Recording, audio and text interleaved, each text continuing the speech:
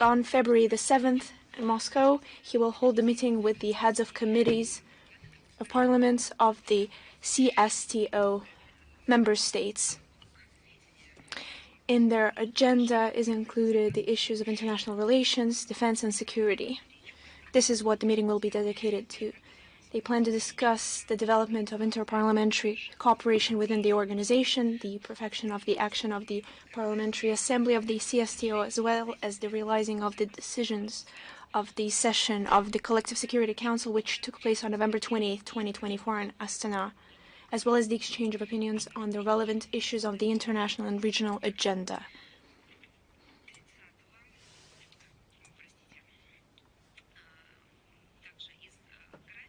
As well as for the schedule, I would like to point out, as you know, on January 30th, and the Republic of Vietnam celebrated 75 years since the establishment of diplomatic relations. We spoke about it at length 2 weeks ago during the briefing. And today I would like to note that on February 11th, the MFA will open the exhibition dedicated to this date in our bilateral relations, and the ceremony will be attended by the Minister of Foreign Affairs, Sergei Lavrov. We invite journalists to participate in this event. You can follow the live stream, as always. It will be posted on social media, on the accounts of the Ministry of Foreign Affairs. So we are always open to this. Another event as well, on the 11th of February, Minister of Foreign Affairs received the General Secretary on the measures of trust in Asia, who will visit Moscow with a working visit. And I would like to remind you that this is a multilateral dialogue platform which advocates for the promotion of practical cooperation on a wide range of issues of joint cooperation. And today this organization counts 28 states from different geographical zones, from the Northern Africa to Middle East, as well as the Middle Asia. And since December of last year, the chairmanship is held by Azerbaijan. The agenda oversees the discussion of key aspects of the work of the organizations with perspectives of future evolution as one of the key elements of the cooperational architecture of the Grand Eurasia.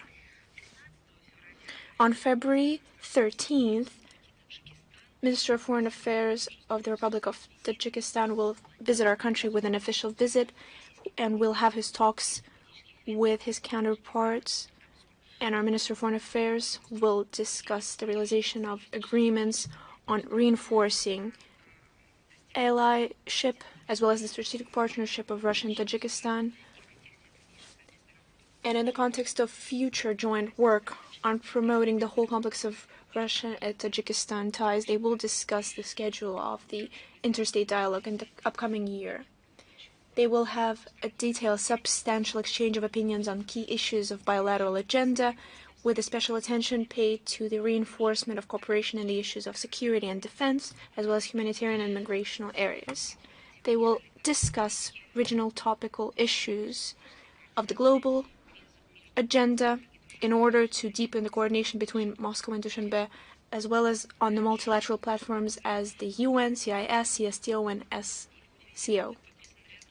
During the visit, they will sign a range of bilateral documents, including the program of cooperation between our Ministers of Foreign Affairs for 2025-2026. One date from the schedule of the minister, I saved it for last, and here I mean the February the 10th, our professional holiday, the Diplomats' Day, which was established by the President on the 31st of October. And of course, we will all congratulate each other on this day. And of course, for this day, this is a working day. For all of those who work in the central office of the ministry, we have a lot of events planned for this day. But allow me to recall the history February the 10th of 1549, this day is connected with the earliest documented mention of the ambassadorial decree, which was the first state department which took care of foreign affairs. Of course, we shortened the name to the Diplomats' Day, but it's actually the holiday of all those who work at the Ministry of Foreign Affairs, who work in diplomatic missions, in our regional missions. And this day is dedicated to preserving traditions of the diplomatic service. And this is the symbol of our unity, of our actions. And this is a perfect occasion to share information about the achievements, both historic and diplomatic, of our country during the difficult situation nowadays. Diplomats are carrying extra responsibility to defend the interests of Russia on the foreign perimeter or in the foreign affairs, which we hear more often. And this is a responsibility that is held. Of course, the diplomatic service is part of the state service, but this responsibility is also connected to the hopes and aspirations of people who not only put their responsibility onto the diplomats, but also their hope and aspirations that the current crisis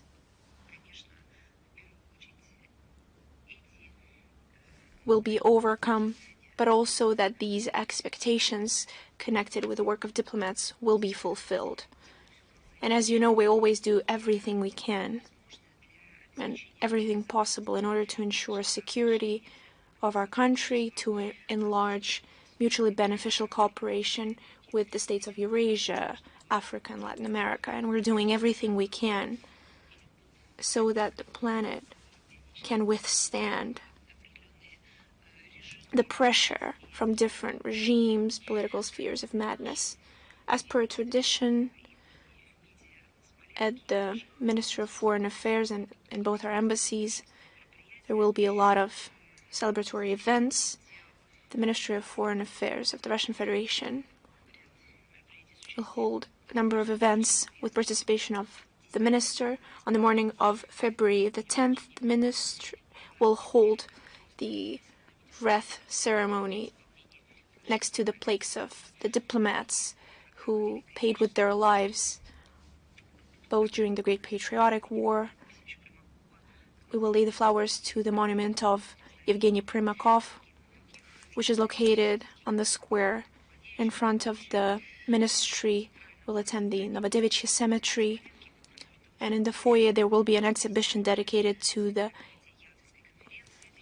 80 years since the opening of the Yalta Conference, which took place in 1945. We spoke about this at length, about this historical event, and about the importance of the decision that were taken during this conference during our last briefing, and also this appeared in many documents, interviews, and materials of Russian ambassadors, Russian diplomats. And the key spot should be dedicated to the article of the Minister of Foreign Affairs, Sergei Lavrov, who published this article just ahead of this historical event. And in the afternoon, during the ceremonial gathering, the minister will address his colleagues, and there is a special section on our website which is traditionally dedicated to the Diplomats' Day.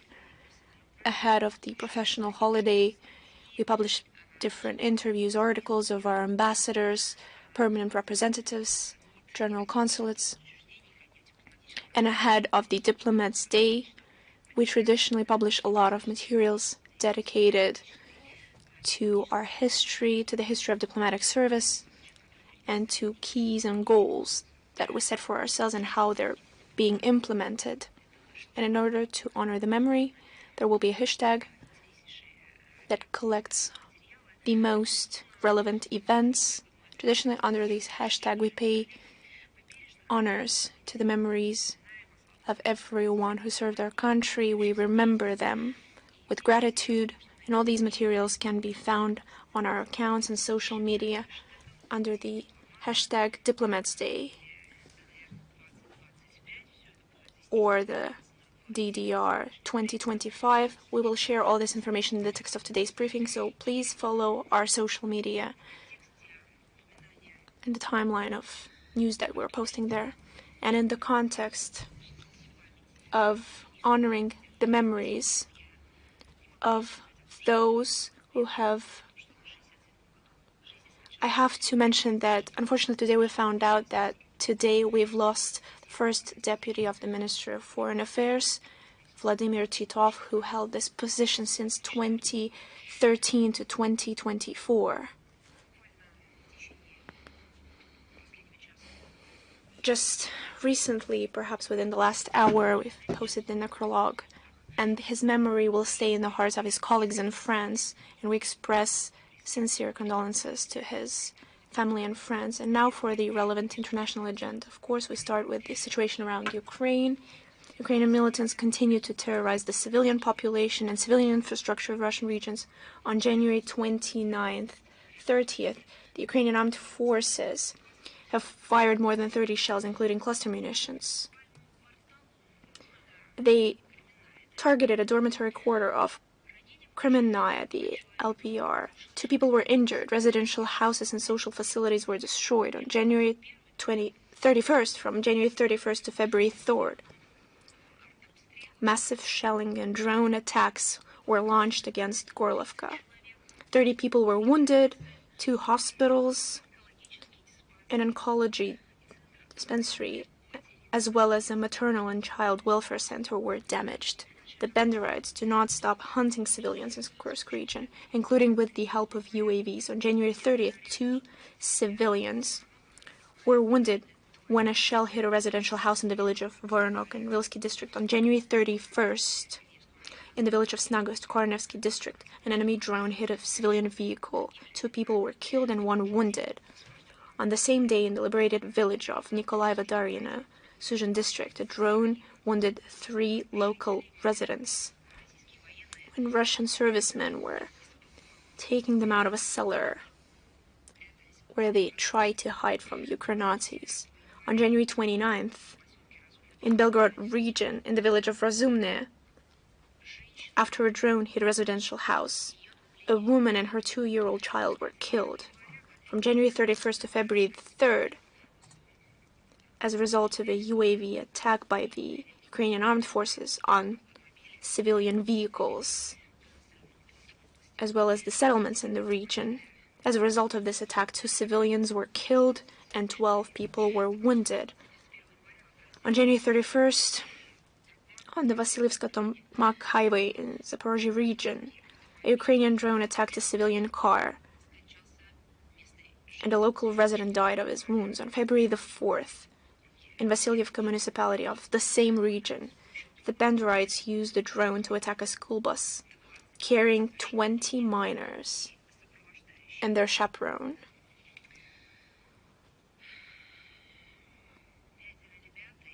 Five children and the driver were injured. Is this really the first case when the Ukrainian armed forces deliberately target children? Of course not. Far from it. And this is not a singular case amongst many. This is a tactic, and this is a strategy that is at the basis of their actions. Because this is what the Kyiv regime's politics was counting on, to do anything so that there are no more people who did not bend the knee to the Ukraine Nazis, to the band who continue to destroy the motherland of Ukrainians in order to scare them off, in order to hit exactly where it hurts, to target their children. The Kyiv regime chose this method specifically. There's nothing human, not even holy, just human, exists for the Kyiv regime and its bloody executioners. And I would like to remind you that everything, and Zelensky admitted to it just recently, all of this is possible only thanks to the support from the West, thanks to the financial pumping and the supply of arms coming in daily. But every crime is followed by the punishment. Russian courts continue to sentence Ukrainian neo-Nazis and mercenaries for war crimes. Russian investigative committee has chosen preventive measures for Ukrainian armed forces fighters, Fabrisenko and Parafilo, who committed atrocities towards civilians in the village of Ruskaya Porechnya in Kursk region. Those are not even crimes. Yes, this is the official qualification, the crime, the violation of the law. And why are the lawyers saying that? They should closely follow the letter and the spirit of the law. They have no right to take a step to the right or to the left from the letter and the spirit of the law. But if we use the words who describe not only the legal side of these crimes,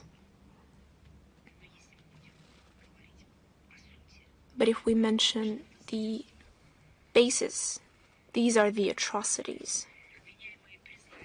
The defendants pleaded guilty. Lithuanian mercenary Remus Armaitis was sentenced in absentia to 12.5 years of imprisonment, while Georgian so-called legionnaire Georgi Gelashvili was sentenced to 14 years. All those convicted are on an international wanted list. The criminal cases of the British mercenary James Scott, who was taken prisoner, and the wanted Georgian mercenaries Mikhail Gognadze, Gelahor Sevanidze, and Kukury Barmidze have been sent to court. For the attack on the Russian embassy in Kiev on March 10, 2016, a citizen of Ukraine, Irma Krat, was sentenced in absentia for 7 years in prison. Back in the day, I'd like to remind you, she, together with two unidentified persons, threw 6 Molotov cocktails on the territory of our diplomatic mission. The law enforcement agencies of Russia will continue to work to bring Ukraine Nazis and foreign mercenaries to justice for war and other crimes. And as for the Western assistance that serves as the substance feeding the terrorist Kiev regime, Western countries are trying to prevent the cessation of hostilities in Ukraine. In other words, they're doing everything in order to continue killings of civilians. On February the 1st, NATO Secretary General Mark Rutte lamented in an interview with Bild that, direct quote, "the front is moving in the wrong direction."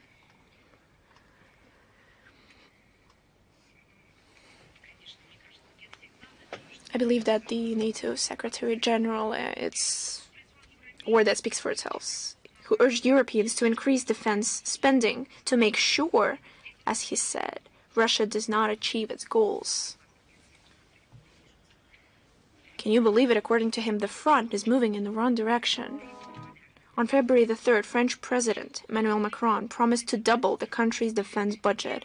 On January 31st, Ukrainian Prime Minister Shumgal announced that under the agreement on so-called 100-year partnership with the UK, Kyiv expects to receive £2.5 billion from London for the purchase of air defense systems and the creation of repair bases for Western military equipment in the country. I have 2 amendments to his statement.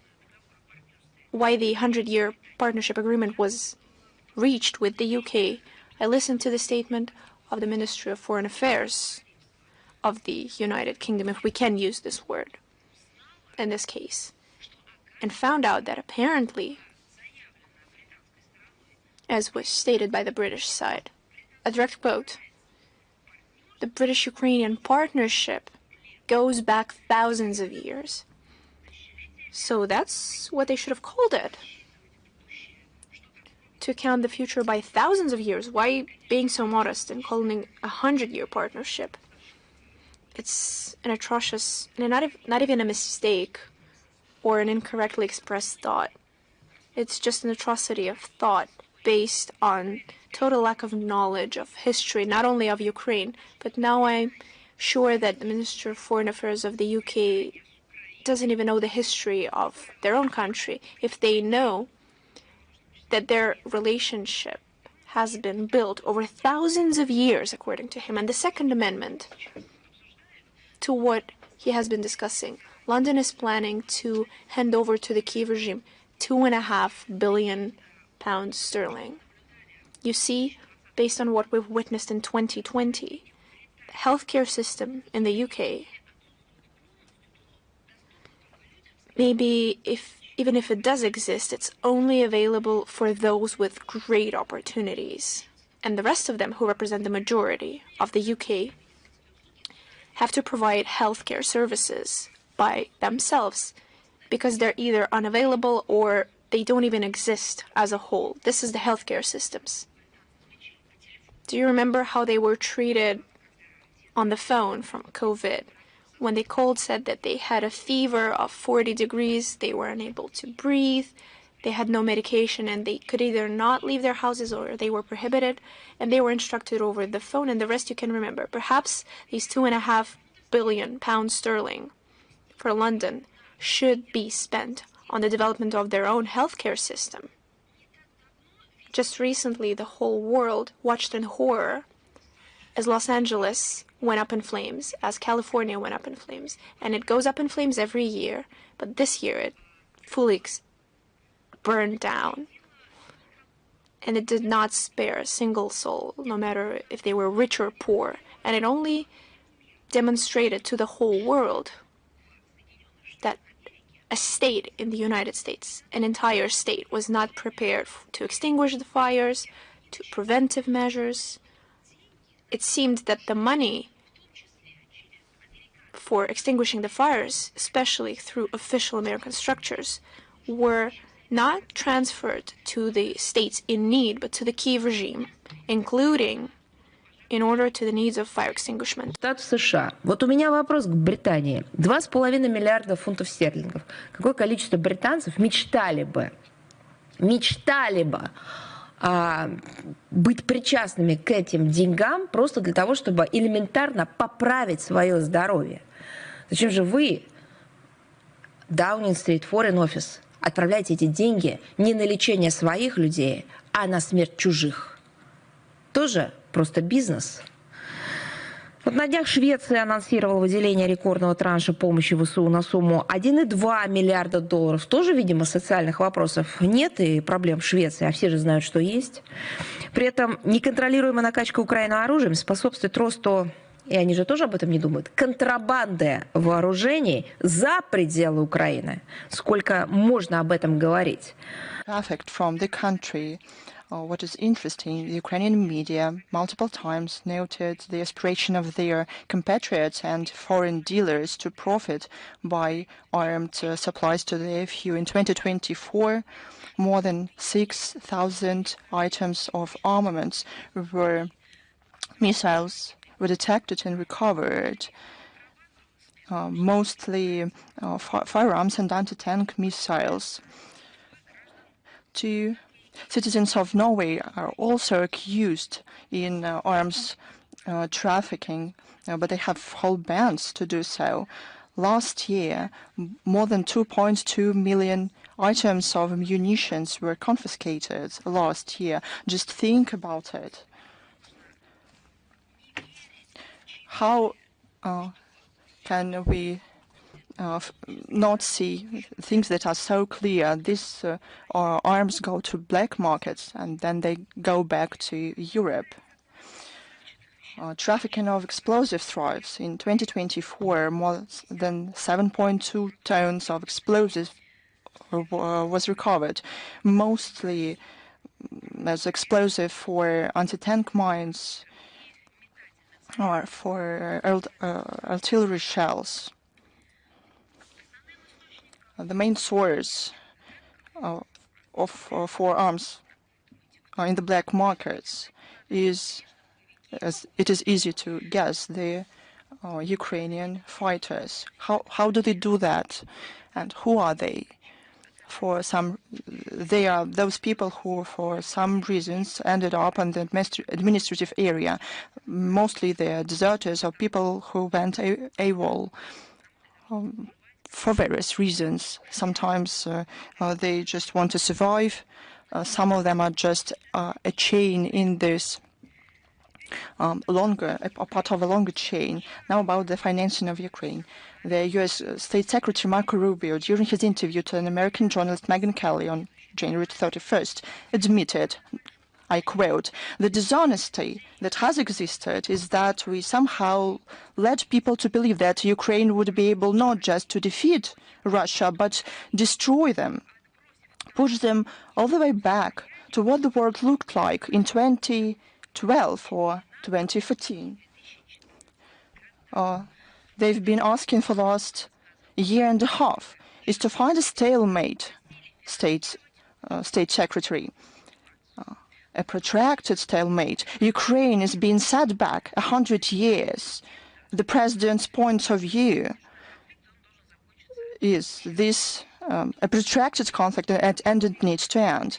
I just want to add one thing. The current state secretaries talked not about some abstract political figures. He talked about the previous officials, about those who for several years before that and for many years before that ruled not only the situation around Ukraine, they provoked it. They created conditions and prerequisites to start it. Zelensky, in his turn, given the situation, started to rant about the format of potential negotiations with Russia. And I'll remind you, he prohibited himself to have them by law in September 2022. Now he insists on the following scenario. Ukraine should join NATO, and this is the cheapest security guarantee for Ukraine. Do you remember his words? He needs nuclear weapons. This is some kind of absurd. And American journalists write about it. And in the conversation with the journalist from Associated Press, Zelensky directly confirmed the characteristic of being a fraud. He directly said, I quote, Ukraine received only $75 billion out of $177 billion that the U.S. promised. When they say, Zelensky said, that Ukraine received $200 billion to support the Ukrainian armed forces, it's all not true. I'm unaware where the money is, end of quote. So this begs the question, how much money the Biden administration sent to the Ukrainian regime? How much money Bankova received? How much money went from Bankova and where? Somebody has to be brave and count all this money. I remember how about a year ago, when even under the Biden administration, many realized that they were involved in a terrible corruption scheme. There was a check in the executive power in the U.S., some kind of an audit to find out how much and what assistance exactly, humanitarian, financial,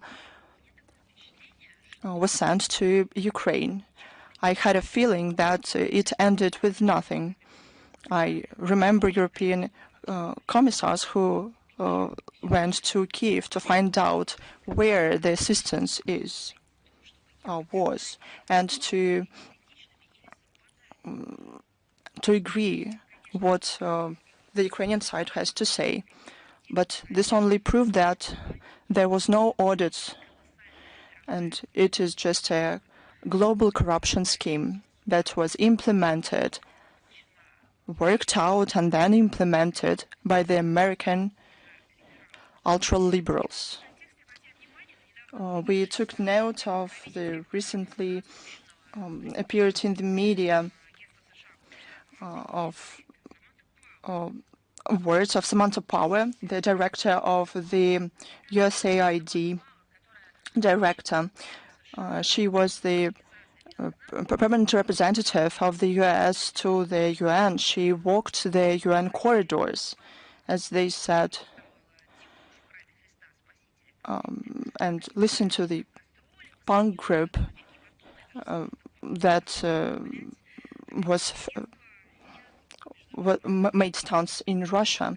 And this agency, USAID, this was the agency that interfered into the into internal affairs of independent states. And in 2023, Samantha Power publicly boasted that she sent $15 billion to the Kiev regime. But why did she boast? By how much money she sent?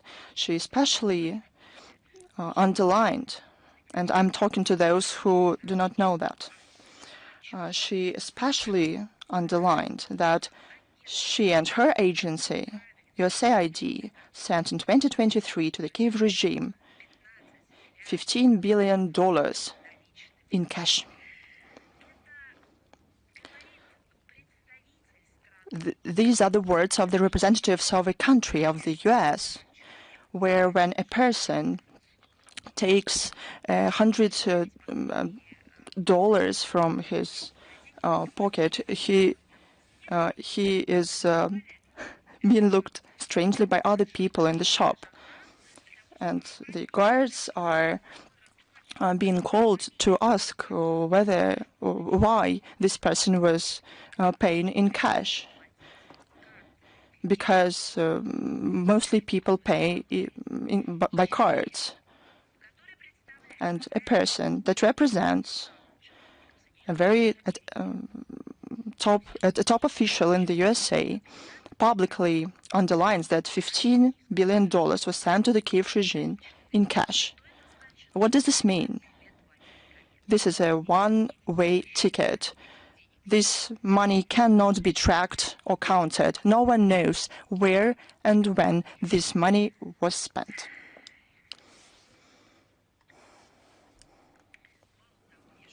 Even more, I remember that under the Biden administration,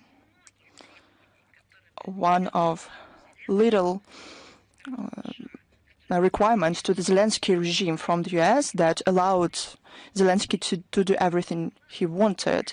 The only demand was some kind of an attempt, only an attempt to fight total corruption. Probably the fight against corruption was the cause they spent this money. Scratch my back and I'll scratch yours. I remember these words. And it is clear where this money go and who receive these flows of finance aid from the West. Now about the developments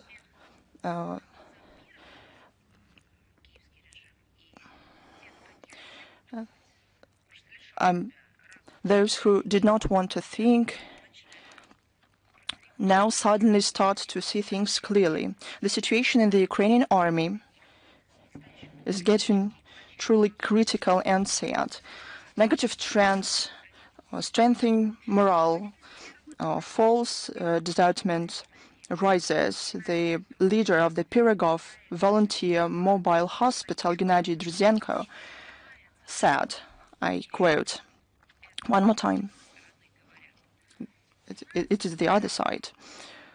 We, he said, the Ukrainian representative, every sixth or seventh died.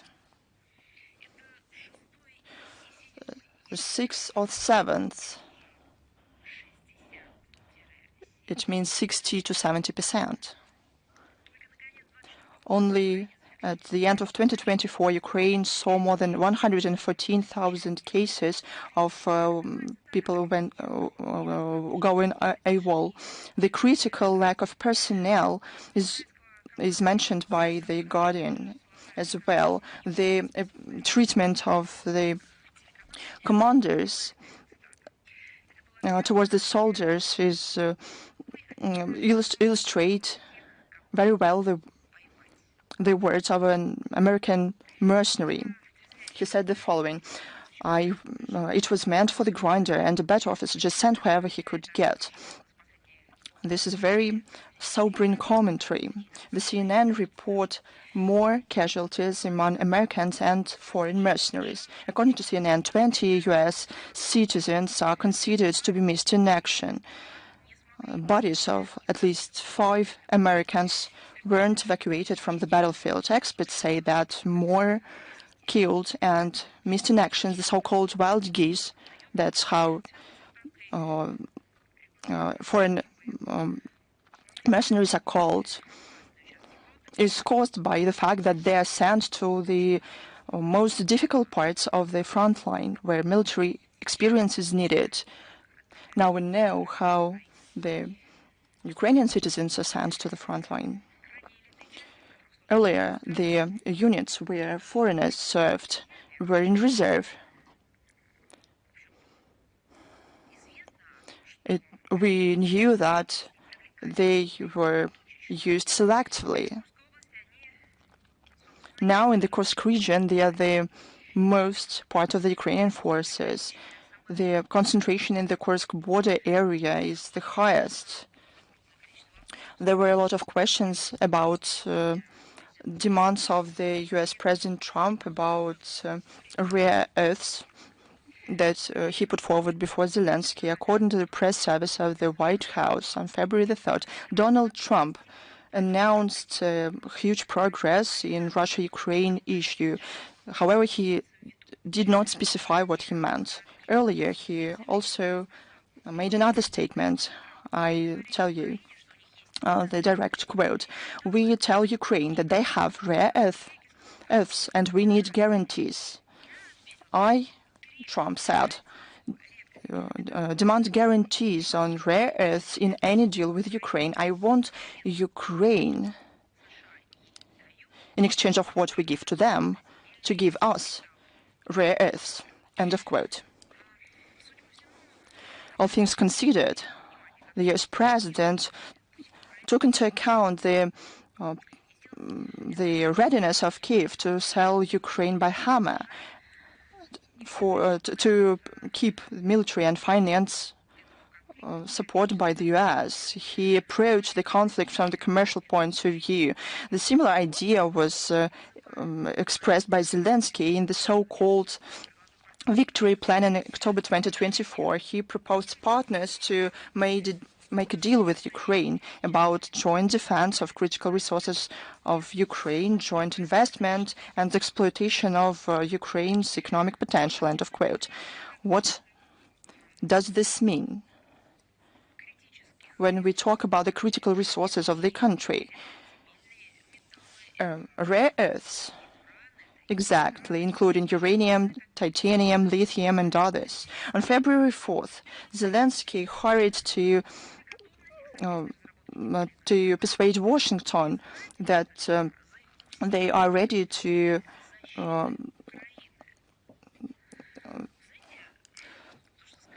do this together, and he thanked the US for their support. What Trump said resembles not only a deal, but rather an order. And Ukraine worked off this order. Americans wanted the natural resources of Ukraine. They saw them long ago, and now, without serious effort, they managed to appropriate agriculture. Now, those who sponsor the Kiev regime. Look what remained there. Now they came for the resources. something similar happened in history. During the World War II, when the former Soviet Ukraine was occupied, Nazis started to loot the Republican agriculture. Do you remember how they took cattle and black soil from the territory of Ukraine to Germany? We talked about it many times. And now all of this happens without any force because the Kiev regime is prepared to do it voluntarily. We understand that because of that and because the statehood is destroyed, Ukraine is not going to do anything together with anybody. All of this was proposed simply to be taken so that the people in Bankova retain their power. All this hype resembles a white noise. We want to ask them, what belongs to Ukraine out of all these things? What is controlled by the Kiev regime? And what is not their territory anymore? But why should we do that? So that those who, including in Washington, who think and approach this issue from the commercial point of view, so that they understand that Zelensky doesn't have what he offers. But there's also war against monuments. Ukrainian Nazis are triggered by the monuments that still remained in Ukraine. They associate them with Russia. But who guards the historic memory? Who defends the memory of the heroes of the Great Patriotic War and World War II? Of course, Russia and its citizens. This time, Ukrainian Nazis desecrated the memorial in honor of outstanding Russian figures to the poets of Alexander Pushkin, to painter Mikhail Vruble, mathematician Alexander Lipunov, and physiologist Ivan Sechenov.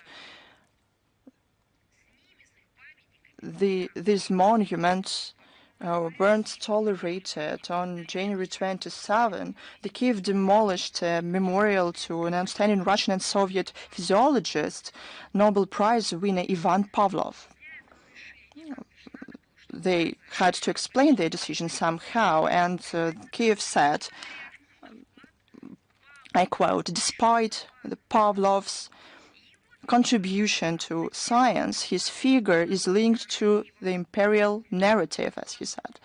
I'll remind you to those people who know nothing when they tell that UK-Ukrainian partnership dates back thousands of years.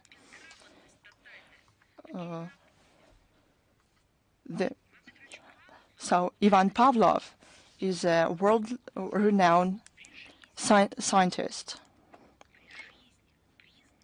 He was recognized as the oldest physiologist in the world. There's no figure that can be compared to him in Ukraine now, and what they did to his monument testifies to total lack of trained reflexes of those who lead the authorities in Kiev. They don't have a soul. They even don't have reflexes. You know, the absurdity of the situation is this. They demolished the monument to Pavlov, but his scientific contribution remained. And future generations will use his contribution, his works are in demand. But what are they going to do in the future? Are they going to rename Pavlov? Are they going to omit his name? The one who talked about reflexes? Do you know how this can be called? One way or another. Such things are commonplace. This is a motto of the Kiev regime. These facts and many of those that we're going to talk about today reconfirms the relevance of the special military operation to denazify, demilitarize Ukraine and to remove threats coming from its territory. All of these aims will be achieved. And by the way, speaking about love and hate towards the Iran citizens, from the information point of view, it has become like an information bomb. I'm talking about the publication on the official website of the Finnish Foreign Ministry for volunteers who plan to go to Ukraine, and this piece of information was published for the Finnish citizens. We noticed that this information was published on February 3rd, and I quote, that this information is for those planning or considering traveling to Ukraine to serve as volunteer fighters and for their family and friends. So it's clear.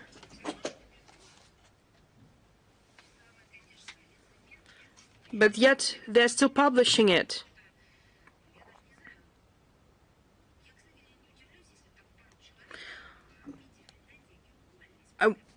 I won't be surprised if several persons got fired after the incident that took place there. In that materials, the Finnish Foreign Ministry has made a reservation that the Finnish Foreign Ministry does not recommend or promote volunteering as a fighter. But at the same time, it provides the Finnish society the steps that should be taken to do so in the right way.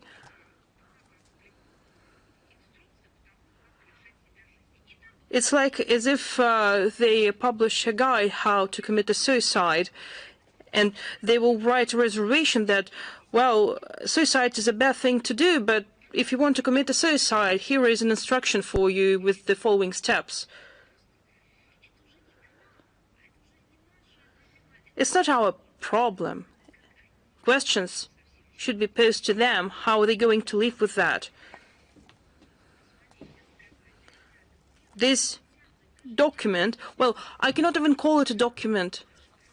It is just a mere paper that provides detailed information for Finnish mercenaries. It provides information what sources should be used to get information, what Finnish legislation says about such voyages, and they just remind us, just in case, that the war has its own rules. This instruction also provides information on how to sign a contract with the Ukrainian armed forces and opportunities to acquire military equipment and how to get medical treatment if soldiers are wounded. It's quite a detailed guide for the Finnish citizens how to die. I'm quite sure that materials will be published, and I'm sure that the diplomats at the Finnish Foreign Ministry will say that they won't do that. The Finnish Prime Minister Alexander Stubb has repeatedly said and stated his intent to support Ukraine as long as it's necessary, and that he appreciates that the decisions of all those to go to Ukraine as volunteers. It was just a political put-up job that was sent to the Finnish foreign ministry from the higher-ups. And it shows the extreme state of Russophobic obsession of the Finnish officials, including its diplomatic service. They provoke their own citizens to go for dangerous and criminal schemes. Just remember what George Bush Jr. said when he was speaking with the representatives of the Kiev regime. It was his video, his words. He stated that American political elites have high hopes for the Kiev regime because the task of the Kiev regime is to kill as many Russians as possible. Well, Finland has decided to go further. If American elites are saying that the task of the Kiev regime to kill as many Russians as possible, they mean that they need to kill as many Ukrainians as possible because the war is being waged until the last Ukrainian. Well, the Finland has decided to sit out here as well because the task is quite clear, which is to kill as many Finnish citizens as possible because they have this instruction on the official website. We would like to note that we are aware of the involvement of foreign, including Finnish mercenaries in military activities in Ukraine on the side of the Kiev neo-Nazi regime, and we don't envy their fate. All those who plan to try to cause damage to our country during the special military operation, we would strongly recommend to read the very document of the Finnish foreign ministry that I've been talking about all this time. It is a quote from their document. Please figure out all your problems and issues on your homeland in Finland in case if you will get home later or if you won't go back at all. That clause should be carefully read and should be learned by heart. And another use of hatred. The International Ice Hockey Federation has made a decision not to admit the Russian national team to take part in the World Championship 2026. And now they're explaining their decision with their inability and the lack of possibility to guarantee the safety of the Russian team during the upcoming tournament, given the special military operation. We believe that it's just an attempt to get rid of fair competition and to deprive the audience of enjoying the game played by one of the best hockey teams in the world. What does it mean they cannot ensure the safety of the Russian team? If you can't do that, then don't organize a tournament. Don't organize anything. It's your responsibility. Safety is a responsibility. It's not an option. And if you cannot deal with that, then you should not be an organizer of world championships. There are countries who are unable to ensure the logistics, who are unable to provide comfortable conditions for the game, or they cannot guarantee the proper accommodation for audience, and they are not doing that. Well, and that fact is being checked by different commissions that have sports officials and who are trying to make a decision, like, for example, that the tournament should be moved to another part of the world, to another country. We understand that these are just mere excuses, and I would like to underscore that, and as it was repeatedly been stated at many levels, that Russia is able to ensure its own security and the safety of its own people, and that's what we are doing in the special military operation and its part. As for the World Championship, our athletes are ready and they are not afraid of taking part in international tournaments. And what they're doing is hypocrisy and cowardice.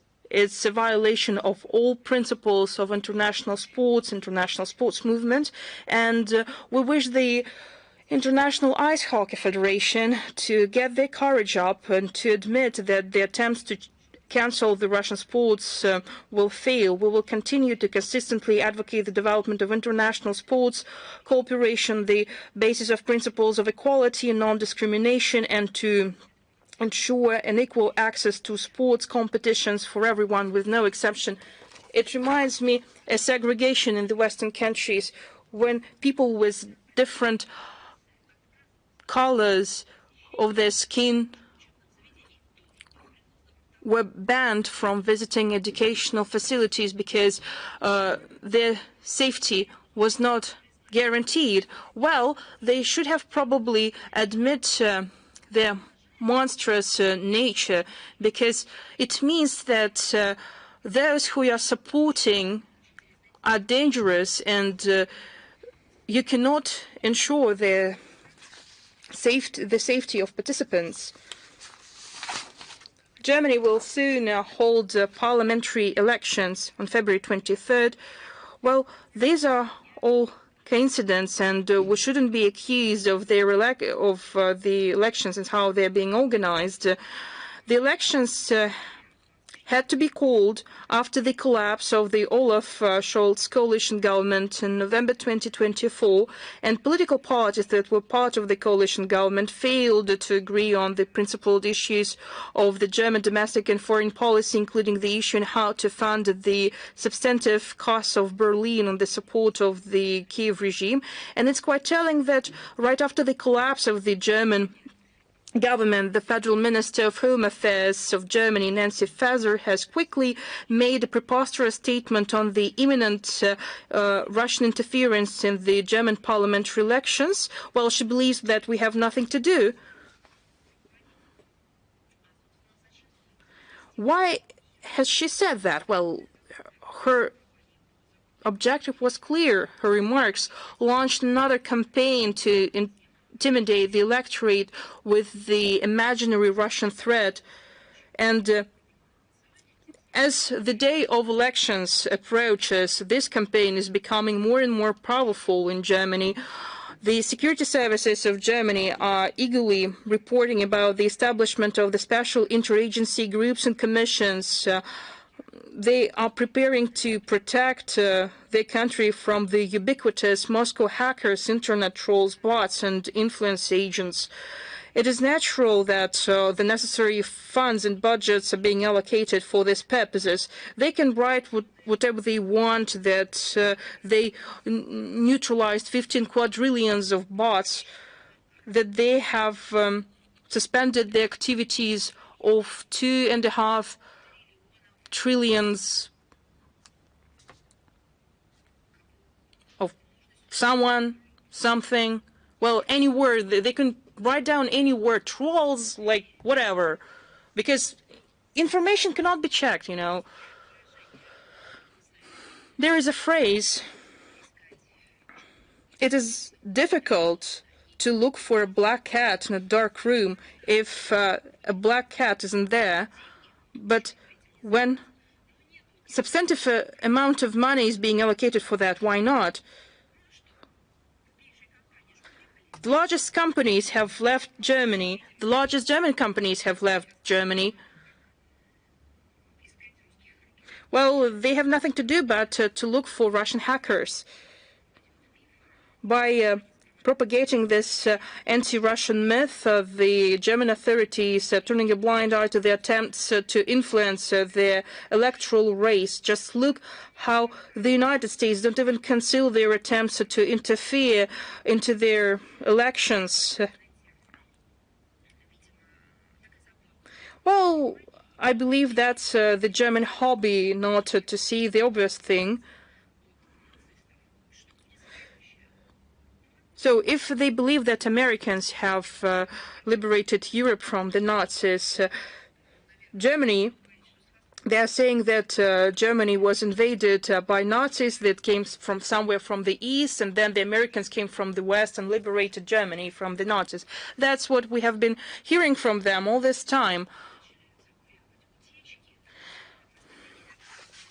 We have learned from certain Western media information that some EU countries seek to include restrictions on the freedom of movement and period of stay of Russian diplomats in the next package of anti-Russian sanctions. We have no doubt about the accuracy of this information that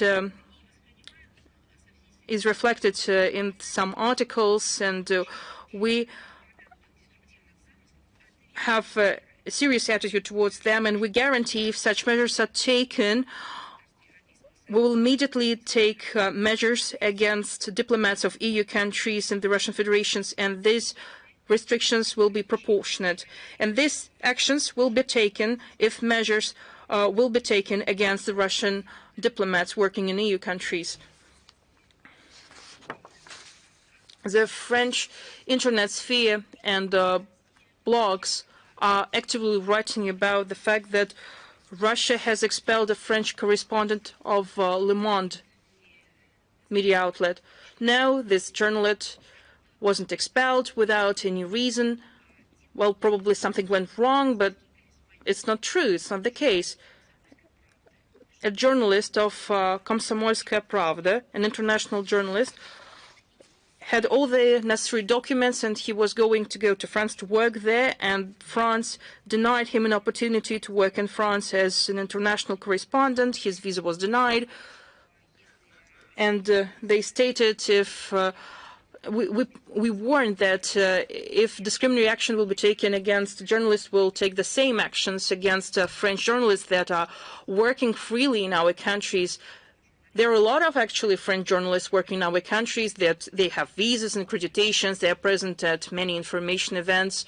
No measures, no discriminatory measures are taken against them. And we have appealed so many times to the French embassy in Moscow with an offer to not make journalists hostages to the Russophobic policy. We have appealed through the Russian embassy in Paris to the French foreign ministry. We had negotiations and talks with the French diplomats, and we've sent all the relevant notes with a view to find some mutually acceptable solution to that. And we warned that the responsive relevant measures will be taken with regard to the French journalists if they will ask for a visa. There wasn't any political context in our decision. It was just this decision was taken from the logical point of view. The French authorities have escalated the situation. They haven't issued a visa despite the numerous requests of the Russian side to the journalist of the Komsomolskaya Pravda newspaper, and we have been trying to solve this issue for months. All these talks and negotiations have been going on for months, and all our attempts to address the situation after it had become obvious that the situation cannot be solved, we have taken measures against the Le Monde journalist who was next to receive the Russian visa, and we have taken the responsive measures with regard to the French journalist. So I'm just following up on the topic. If measures are taken against Russian journalists, the same proportionate actions will be taken against diplomats working in our country. We have received a lot of questions due to the shocking information that has emerged with regard to the United States Agency for International Agency. I have no idea how this agency is going to be called in the future, because in the past it was known as USAID, U.S. Agency for International Development, and well, it should be called as an agency for interference in domestic affairs of other states. That's how it should be called, taking into account what this agency has been really doing all this time. Russia has been talking a lot about this agency, and I remember that in 2012 this agency was expelled from our country, and we have made a detailed commentary on that because their activities had nothing to do with the real operations that they have been carrying out in our country. But our commentary doesn't reflect what this agency has actually been doing all this time all over the globe. This information about the agency emerges every day. We receive so many facts about it. It's a state agency which positioned itself for the past 20 years as a soft power agency. And now it turns out that the Americans themselves want to not just use the light power, but something much more powerful towards this very same agency. So when the aid was frozen by the key operators, the USAID, as well as the issues that came to light during the audit of the actions of this, and it seems that the taxpayers' money were not allocated to the projects in the humanitarian aid direction, which was stated initially. But actually, all this money, those were hundreds of millions, were allocated towards the initiatives not of questionable character. For example, to stage a transgender opera in Colombia, or to provide organs for different people, and those were also reproductive organs. But it seems, and it appears right now, the world found out, as it's been discussed even abroad, that the USAID directly sponsored the so-called Velvet Revolutions and the coup d'etat in the countries of the post-Soviet space, in Georgia and Kyrgyzia, in Ukraine, and they used funds and grants of non-governmental organizations. They infiltrated and influenced the economies and governments of many countries of the world. We've talked about it over the years, and as a response, we've only heard that this is not true, this is Russian propaganda. But apparently, Russian propaganda is spreading the truth. Everything turned out to be true. American taxpayers paid out of their pocket the destruction of the Ukrainian statehood. They sponsored the coming to power of the Nazi clique of Turchinov, of Poroshenko, and now Zelensky. And now, even if the state servicemen, of course they lied to the U.S. Congress, trying to convince that the Banderites are so-called Democrats, or the democratic powers, then explaining the USAID support of Al-Qaeda only in the years following the 9/11 attack in New York and Manhattan, at the same time where American soldiers died at the hands of Al-Qaeda, is impossible. But it is a fact.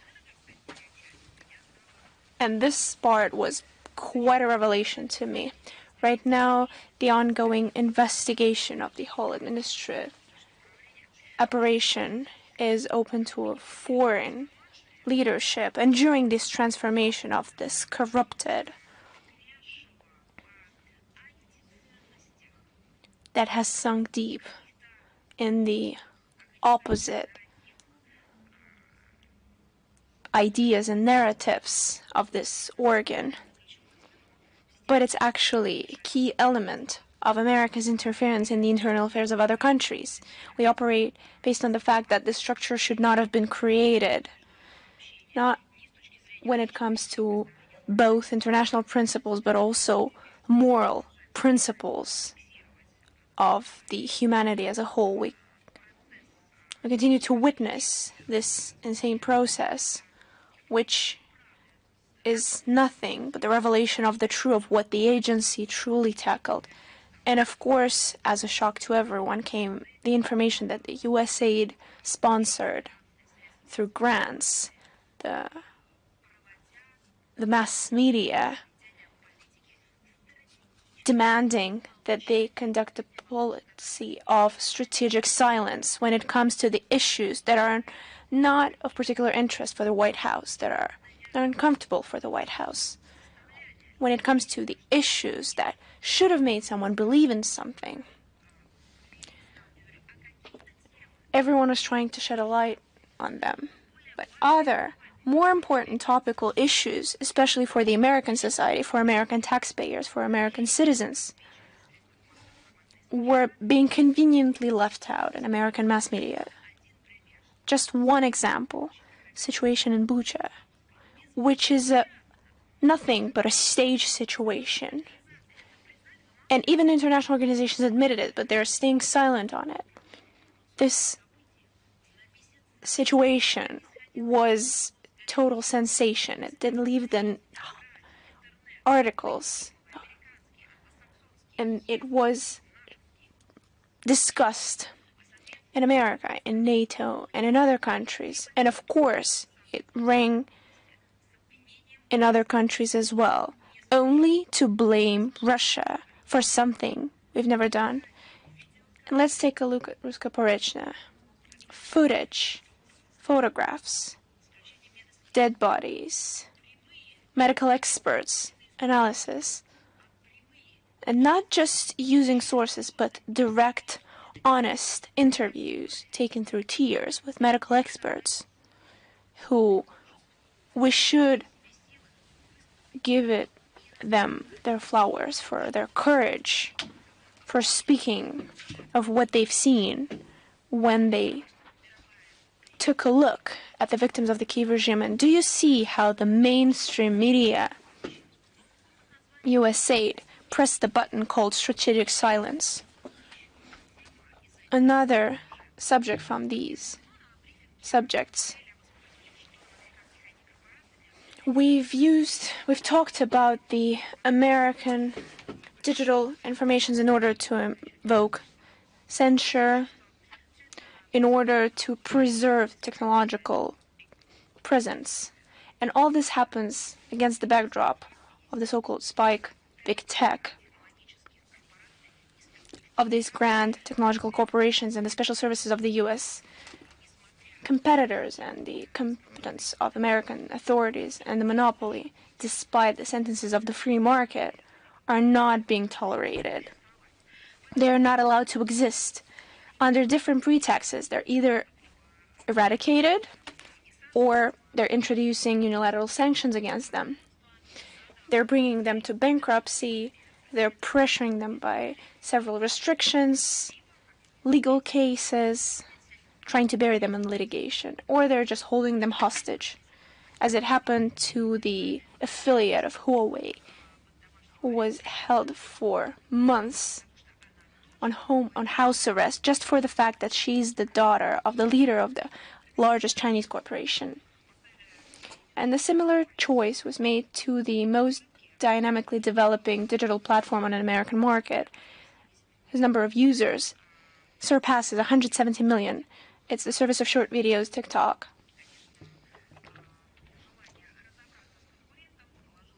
And here, together with the desire to deal with a competitor, there is another anti-Chinese policy, which is nothing but mass hysteria that is being led in the States. And allow me to shed a light on history. In April 2024, the U.S. introduced a law according to which the country, for safety reasons, and apparently the U.S. is trying to explain everything by this phrase, they should prohibit the work of a popular network, TikTok, if the Chinese company does not send this platform to the American company.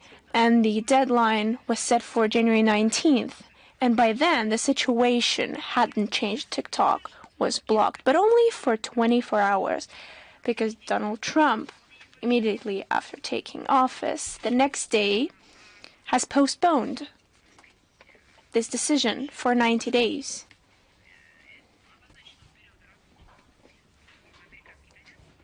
And now the president who restored the work of this platform is trying to pose himself as the savior, as the someone who campaigns for the freedom of speech, who's trying to defend the interests of its users. But of course, there is always a different explanation, a condition where TikTok is allowed to stay in the American market if they give at least 50% of their shares to the investors from the U.S. I am at a loss for words at how best to describe this situation. Either to bring up the investment climate or just to say this is horrible. No matter what public rhetoric Washington tries to follow, they try to take the course in order to restore the monopoly in the digital informational space. And in order to do that, they're trying to take all the leading world online platforms under their control, which is why their measures, their style could differ, but they share the same goal: to keep the reins of control on the public opinion, and how all of this correlates with the amendment of freedom of speech in the U.S. Constitution, which guarantees. I have no idea. But as for the good news, in Bahrain on the 27th January, there was the ceremony of the opening of the International Cultural Humanitarian Project, Russian Seasons, Symphony Orchestra of Marian Theater, led by Valery Georgiev, presented the program Golden Classics. And on the February the 1st, Russian Seasons opened in Oman. On the platform of the National Museums, they've organized the exhibition Gifts of Hiva and Bukhara to the Russian Imperial House.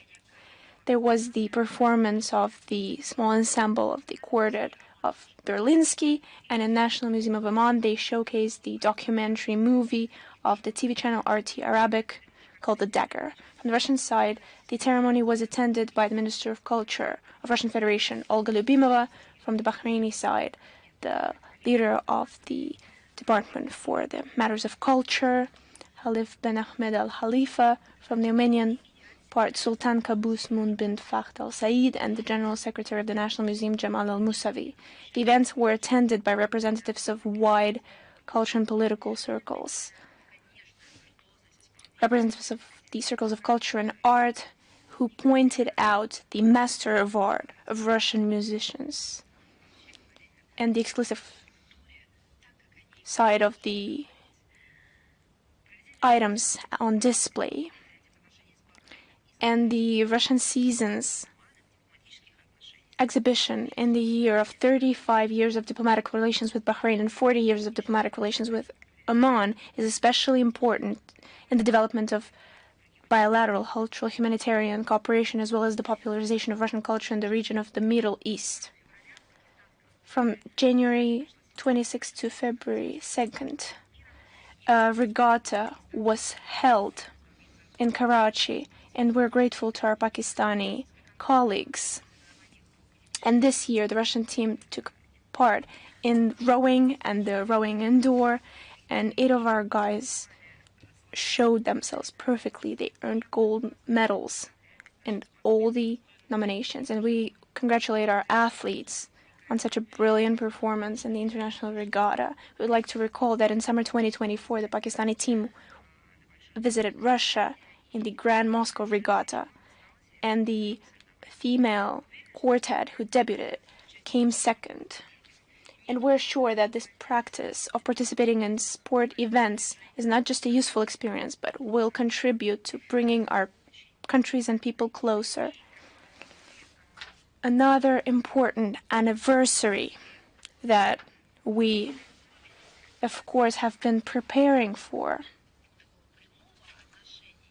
even though it's not exactly our direct leadership, but the Russian University of the Friendship of Peoples of Patrice Lumumba celebrates 65 years.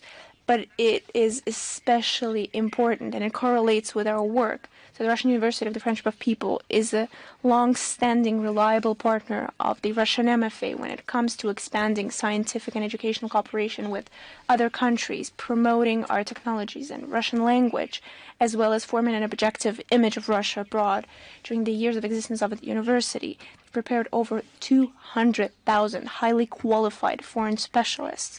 Currently, they're housed to over 11,000 students from all the regions of the world.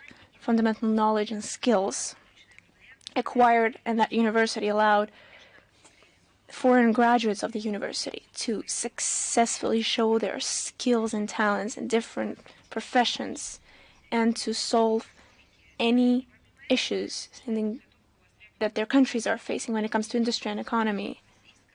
And aside from that, they prepare highly skilled specialists who are very in demand in our ministry, who work both in Moscow and abroad.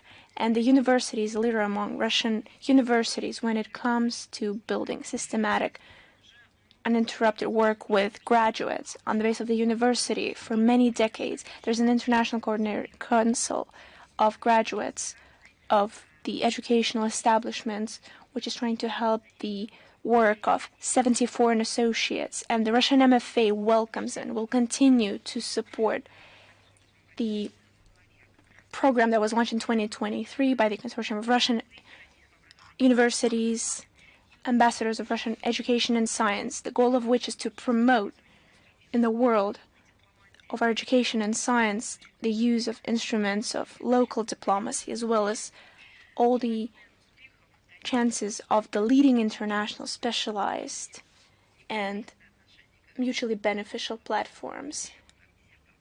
And I even defended my dissertation at that university.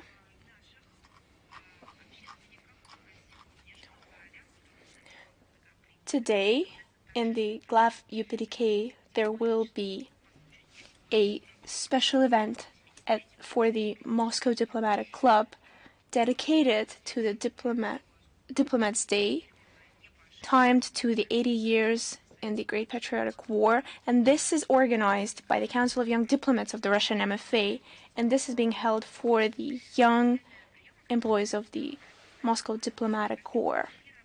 It will be attended by around 100 diplomats from 43 countries of the world, representatives of the leadership of the ministry, the diplomatic academy, scientific and expert circles. There will be the concert of different ensembles, the presentation of the year of the work of the council over 10 years, and new events planned for 2025. All this will be presented today.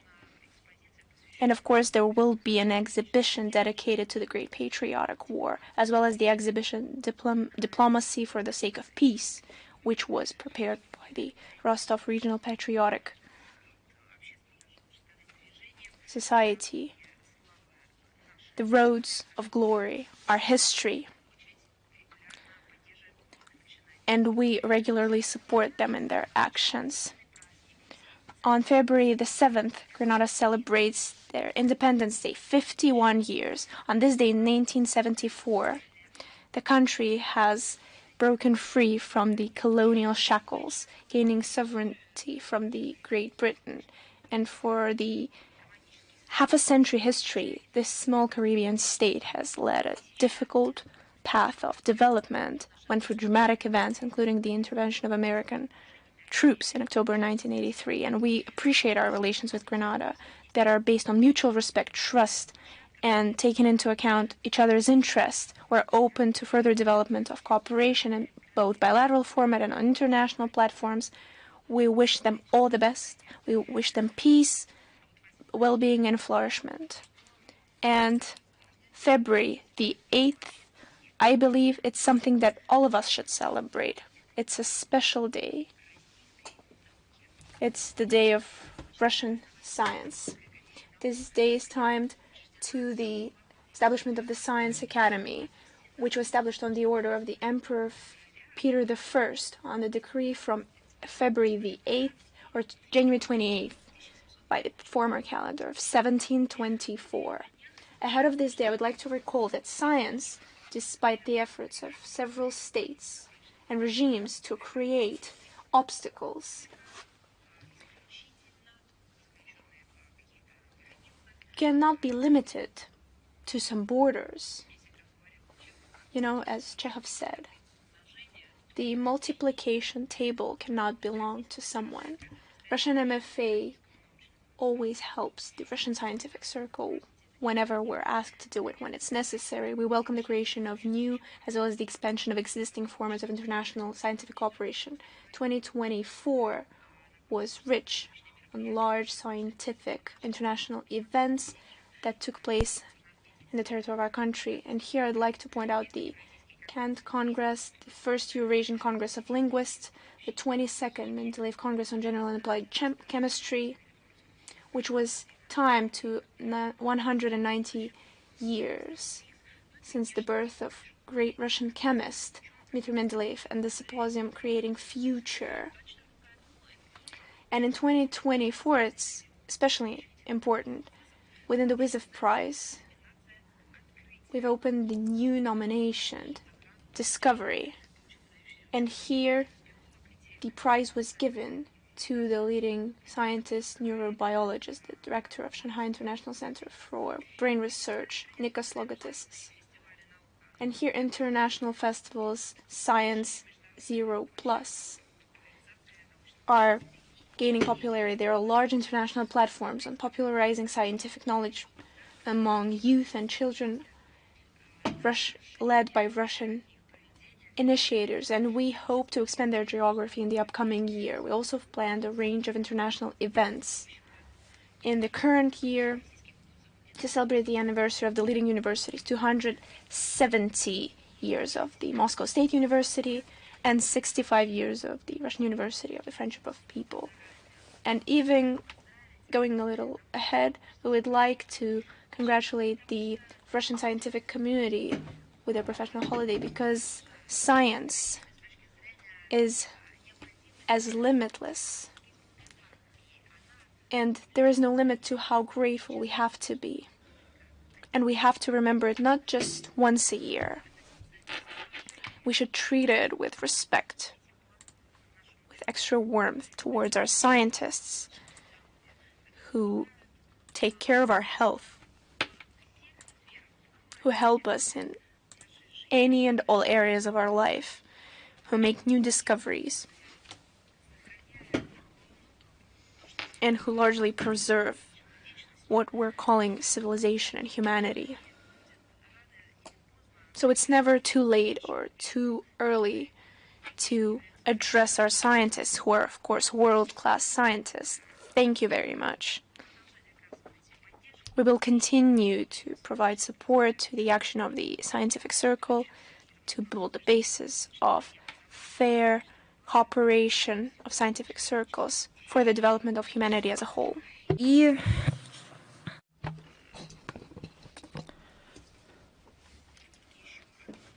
One more important announcement.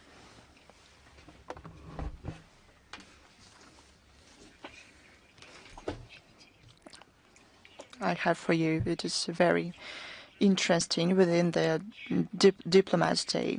On December 10th, in a couple of days, on the Diplomat's Day, we plan to update the official app of the Foreign Ministry of Russia. It's been operating since 2022 in Russian and English. You don't have to upload anything. Once again, all the users will receive a notification about necessity to update the app in due form. The app is available in App Store, Google Play, and Nash Store. During the update, our technical services made the app more stable, fixed bugs. We updated the app because of the requirements of the platforms where they are available, including in terms of information security. You can upload it now or later. Through the app, you will be able to keep updated about the latest news of the ministry, to see live broadcasts, and to receive contact information. And the interface of the app is almost the same as our official website. The navigation is convenient and easy. The link is placed on the main page of our website. The links will also be available in the text version of the briefing. I would like to also to say that we'll make a special message in our official accounts. Is the international affairs with us? Yes, please. Thank you very much, and congratulations to you as well. I think that you are also always a part of it. Here's the question. The U.S. President Donald Trump signed a decree to renew the maximum pressure on Iran. Within this effort to put this pressure, Trump's administration will have a campaign aimed at reducing the export of Iranian oil to zero. What do you have to say about it? I think that the announcements made by Washington are not surprising, neither for us nor for Iran, and they are not new. The U.S. administration resorted to similar, more or less pressure, as they say, the maximum pressure, during the previous president terms of President Trump as well. They introduced restrictions against Iran, including in the humanitarian sphere. For example, during the pandemic, American restrictions made it more difficult for Iran to procure vaccines against COVID. You remember that? That led to many people dying. The same Americans blocked the procurement of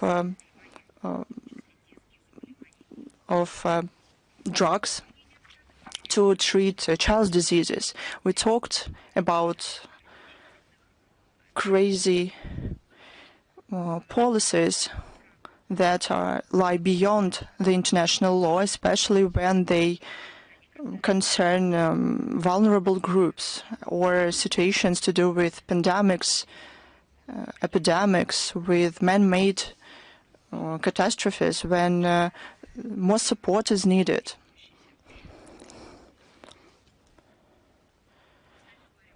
By the way, we were not alone. The UN experts who visited Iran talked that such legitimate restrictions are very bad, that they influence ordinary people. Amid this, the threats of the U.S. administration doesn't sound extraordinary. They support the practice of political associations. Now they say that openly. In January, it's been 5 years since they killed the leader of the Corps of the Defenders of the Islamic Revolution, and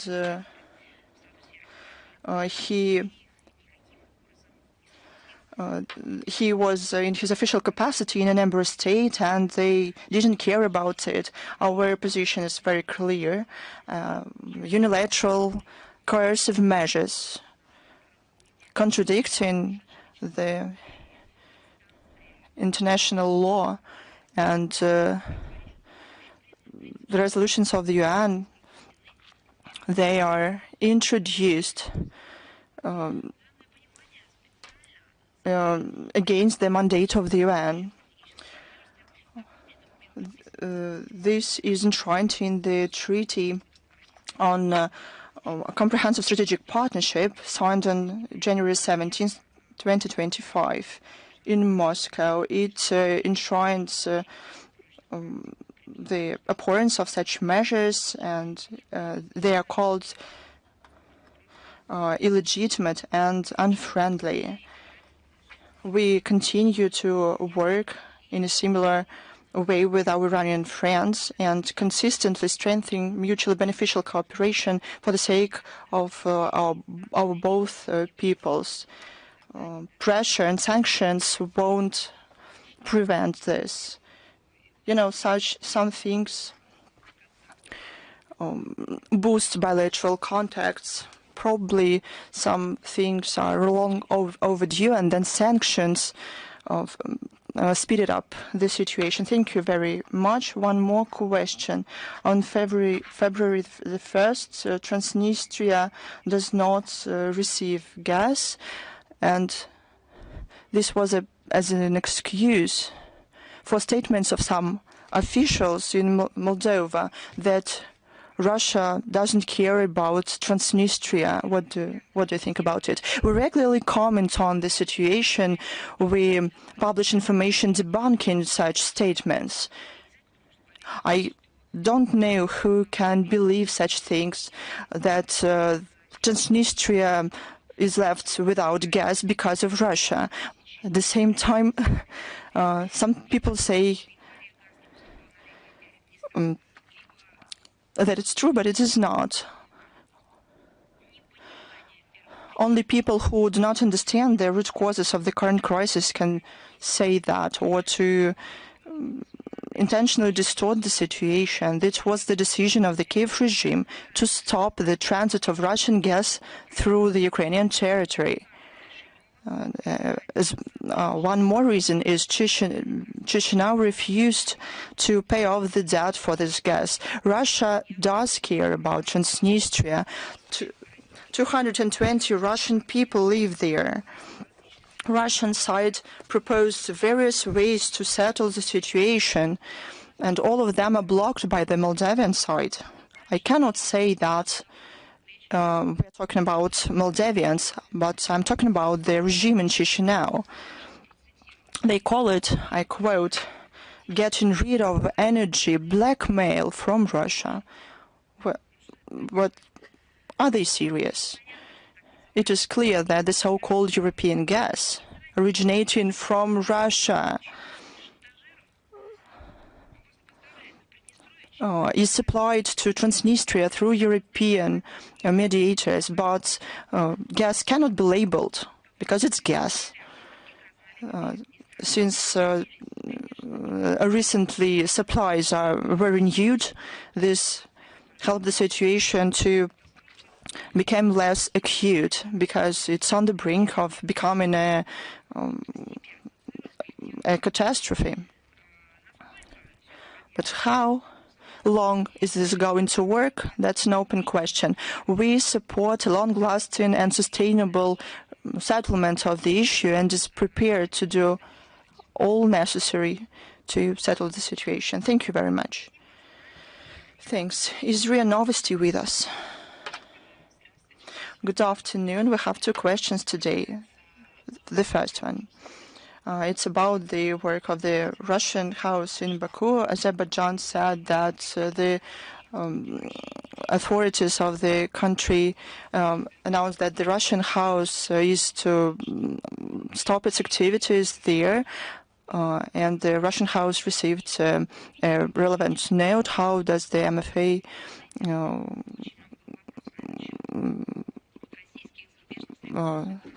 think about it? First, at the last briefing, we commented on absurd allegations against the Russian house in Baku.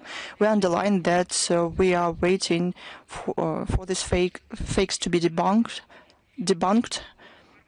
In the media that published this information, Rossотрудничество also commented on the situation. I tell one thing again and again: when such things happen, when we see some spy frenzy, I want to ask them only one question: do you want to talk about the activities of special services seriously, or do you want to use this topic for fakes? Those who started can talk about special services of other countries, and this topic was hyped. And this does not reflect the potential of our relations. So our stance is clear. Third, as to the information about Azerbaijan sending a notification, indeed, through diplomatic channels, we received it. I can confirm that. As a response, we said that we are prepared to finalize the registration of the Russian House in line with the law of the Azerbaijani Republic on the basis of bilateral agreement about the establishment and the conditions of work of cultural centers. This agreement dates back to 1997. It was signed on July the 3rd.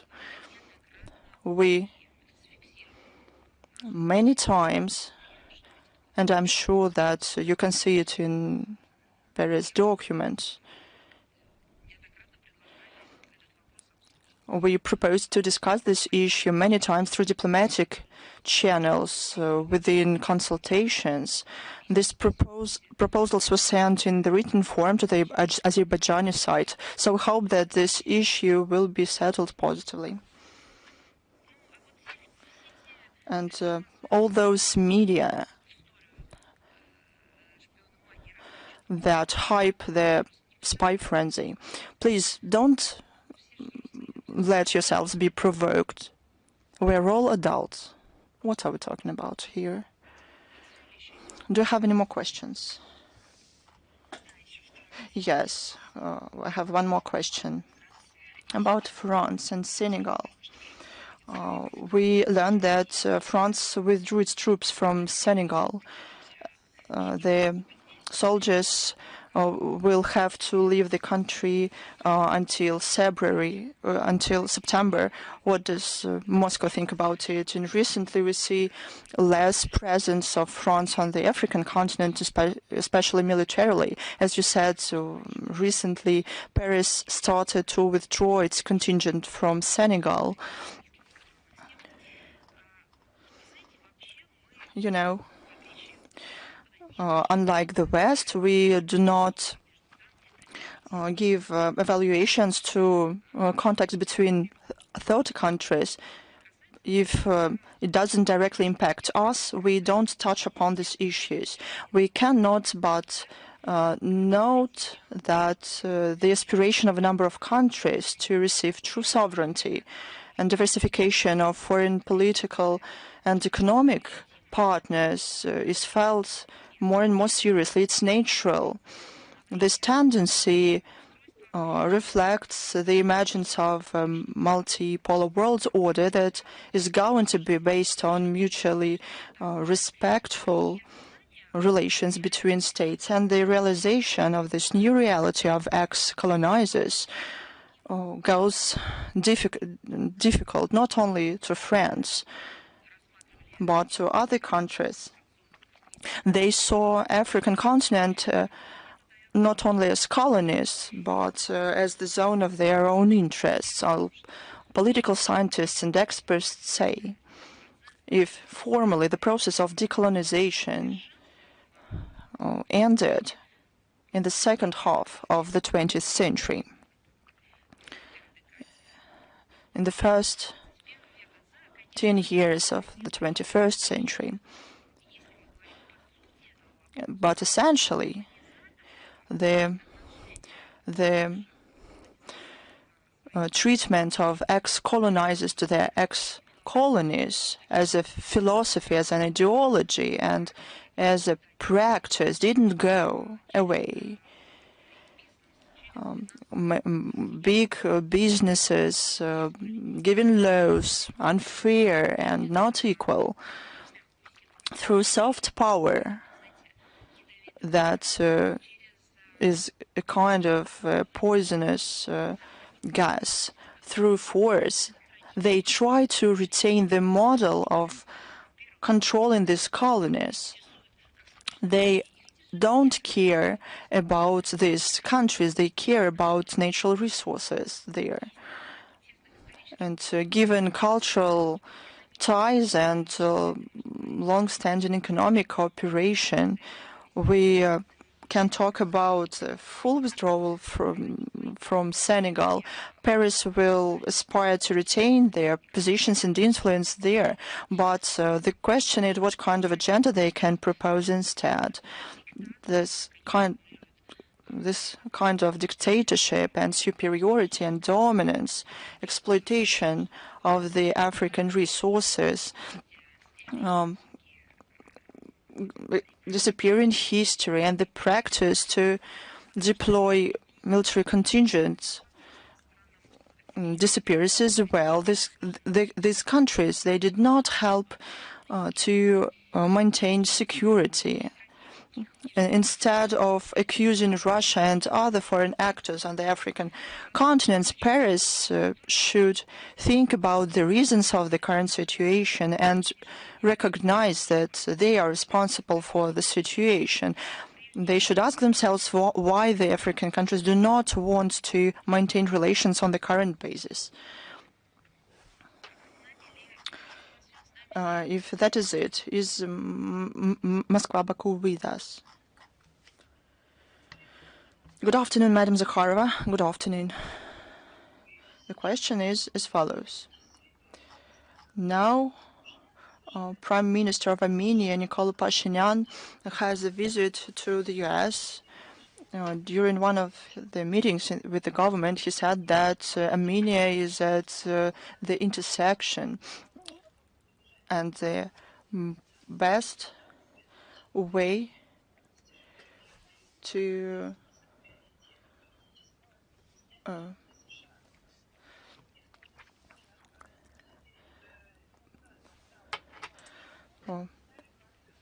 is to provide a list of their bilateral agenda. How can you comment on the current situation? We have commented on during previous briefings. As far as I understand, you and you are the publisher and agency, Moscow Baku,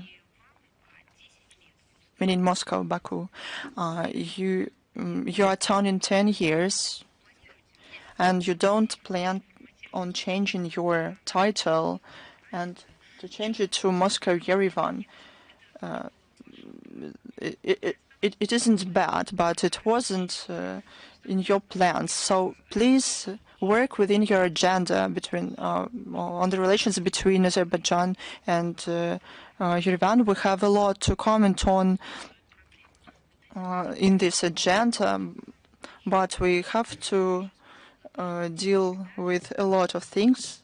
And thank you to a publication that from year to year you covered bilateral relations between our countries, Russia and Azerbaijan, and I wish you long years, inspiration, success. That's all I can say. Thank you very much, and for congratulations as well. Thanks to you. Do you have any more questions? Let's move on.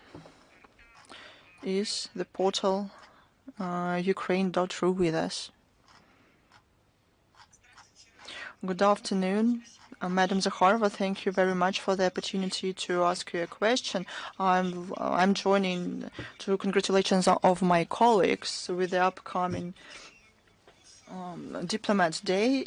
You said that there were outrageous statements of Donald's administration's State Secretary Rubio. The concept America First is a concerning motto.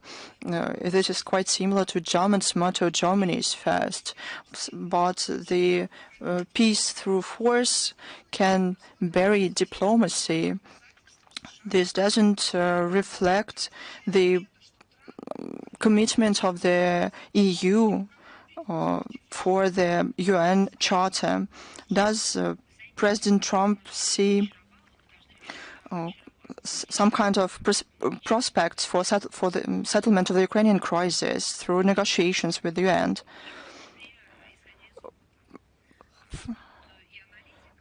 from our experience. I mean, statistics and experience. We are prepared to work with those who respect others and take respectful approach based on respect to bilateral relations and the understanding that words should be reflected in actions. We are prepared to the situations. We had a lot of difficult partners. There were a lot of difficult situations that we overcame. They became our experience and gave results.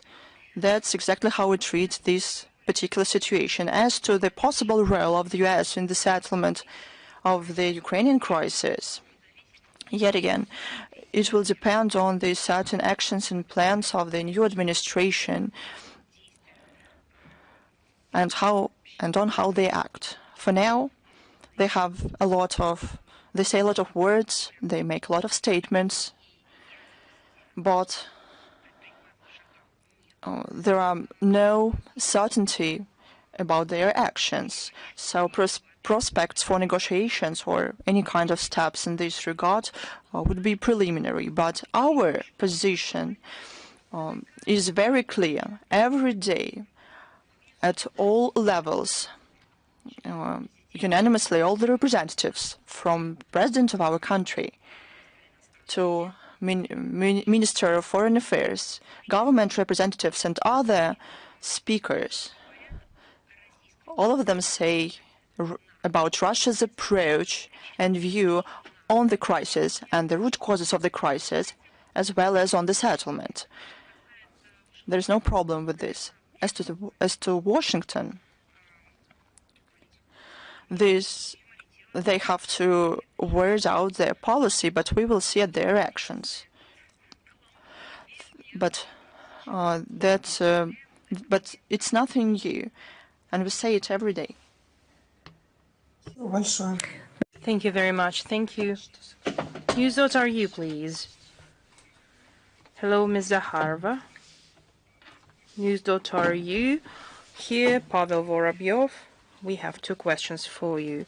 The first question is about the new department of the Russian MFA. Sergei Lavrov has recently presented a new Department for Partnership with Africa.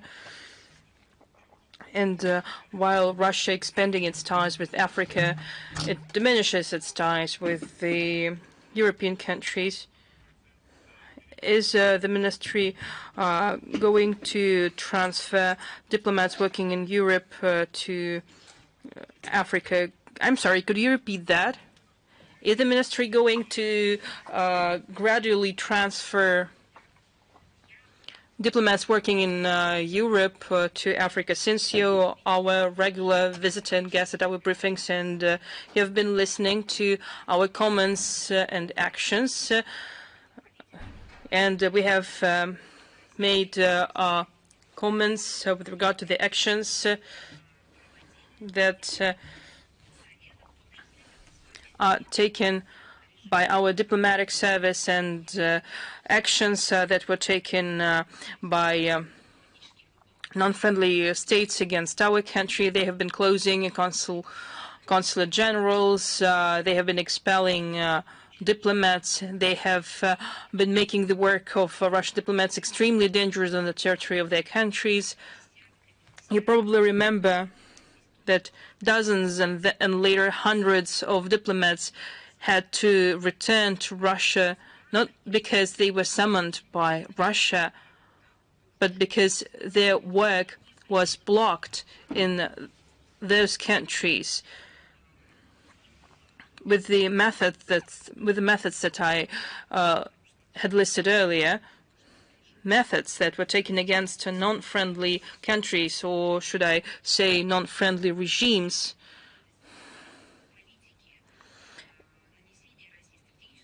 And because of the policy of Russian containment and then inflicting a military defeat to Russia, waging an information war against our country, blocking transportation, trade, humanitarian exchanges and ties.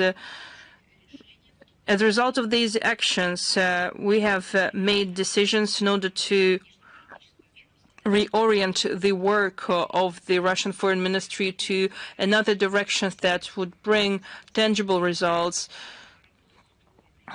where we could work extra hard because the international situation requires it. In terms of diplomacy in many other areas like economy, humanitarian exchanges, etc. Since 2022, it has been commented many times by Sergei Lavrov. He was speaking about it publicly, and there were meetings with diplomats, with those diplomats who had been expelled by non-friendly regimes. They had to leave those countries, and we have initiated the employment process. And you are talking about planning to transfer these diplomats. Well, actually, we started it not because of our desire to diminish our presence somewhere, but we have been started to do that due to the actions of certain countries and regimes against our diplomats. And in line with the updated foreign policy concept of our country, we have been transferring resources like human resources from the Western direction to the more relevant and necessary directions like Global East and Global South. But it started as an adequate evaluation and response to the situation fostered by the collective West. Our cooperation with Africa becomes more versatile and multifaceted, and it is demonstrated by the establishment of the new Department for Partnership with Africa. We have been setting up new embassies in Burkina Faso, Equatorial Guinea, and Sierra Leone, and soon the embassies in Niger and Sierra Leone will resume their activities. We'll plan to open an embassy now of our country in South Sudan, and we are going also to open an embassy in Gambia, Liberia, the Comoros, and Togo. And we are sending there not only diplomats who are specializing in studying Africa, but other diplomats who worked in other directions of the Russian foreign policy, like in European track, for example. It is true that our diplomats worked in other directions. There were cases when diplomats went to other countries or continued their work in the central headquarters of the Russian Foreign Ministry, or have remained committed to their work in European countries. But others have decided, for example, to change their qualifications since they know the language, they know the country specifics, and they would easily switch and would swiftly go to work to other continents and countries. Thank you, and we wish luck to our diplomats in working in new directions and tracks. And we have a question on Ukraine. The Ukrainian ambassador in the United States claimed that Kiev is ready to discuss the holding of elections until the end of 2025 if this issue will be initiated by the new U.S. administration. What's your position on that due to the current level of the sovereignty of the modern Ukraine? How these elections could be democratic if they depend on the will, mood, and decisions of another state? In my opinion, the Ukrainian ambassador has ashamed and embarrassed her own country. Probably she is trying to send an SOS signal to everyone that she's going to say the words of truth for the first time over the past month, but actually she said what we have been speaking about for years. There is no democracy. There are no electoral processes. You know, when Zelensky and Poroshenko were running for elections, we have always stated that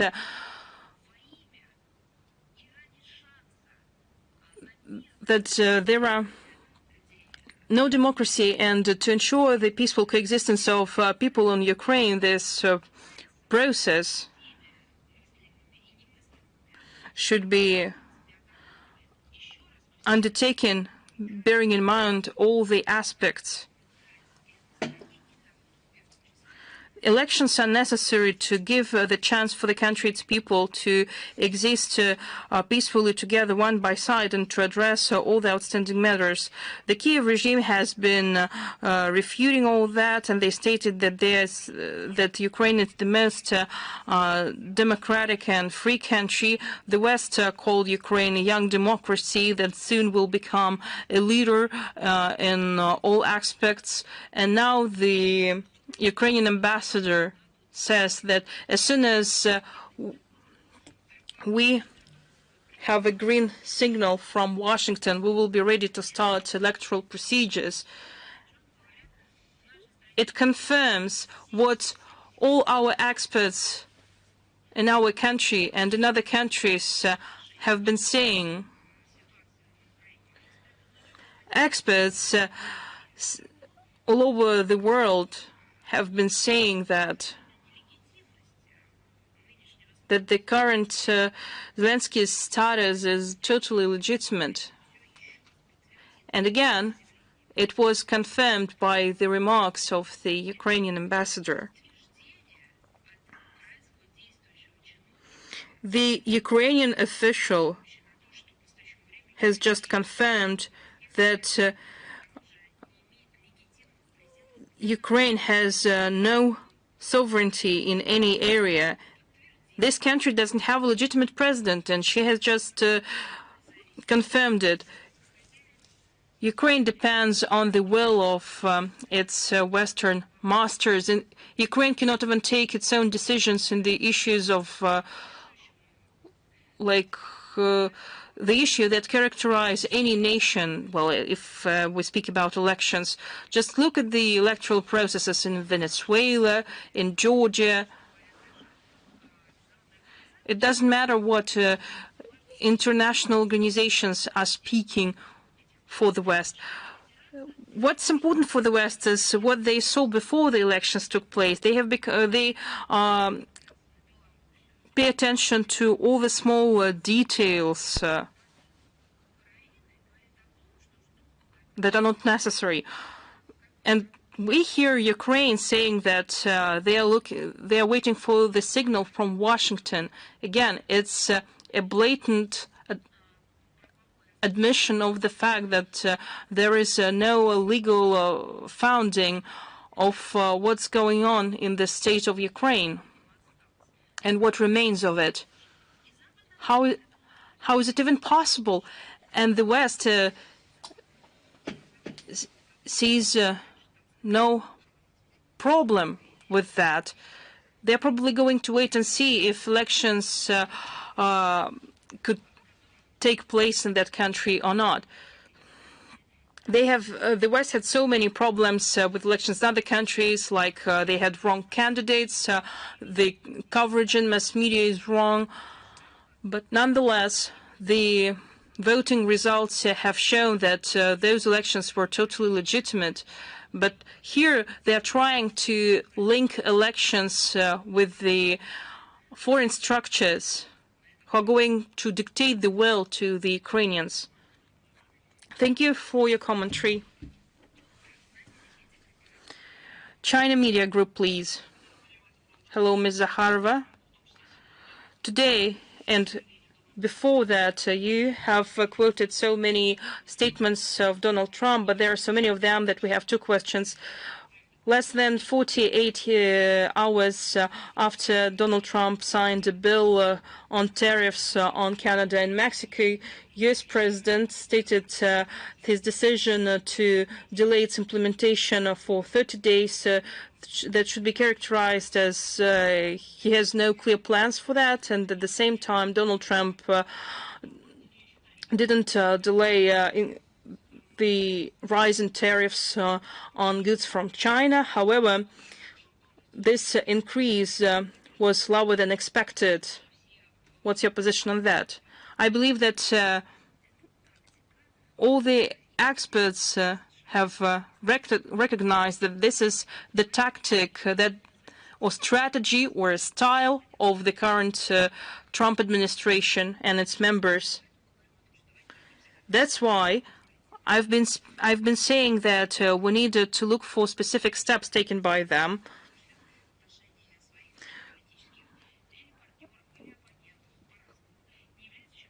Increasing tariffs is not something new in the Donald Trump's policy. The same ultimatums and actions were taken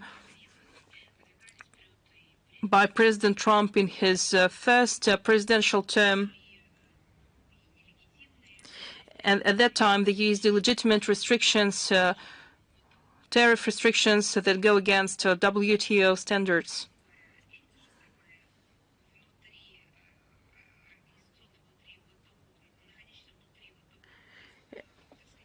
And by the way, all these measures inside WTO were made up by the United States themselves, and now they go against what they've been imposing to everyone else in the past.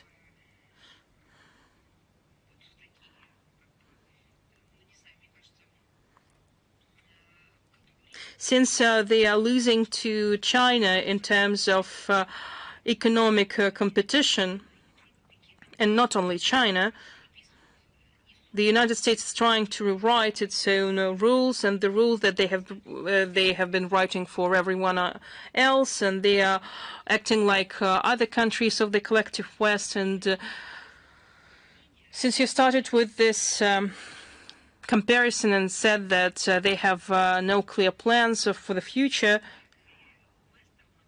I believe that we could allude to the Western movies. They are trying to rob the express train of the Chinese economy.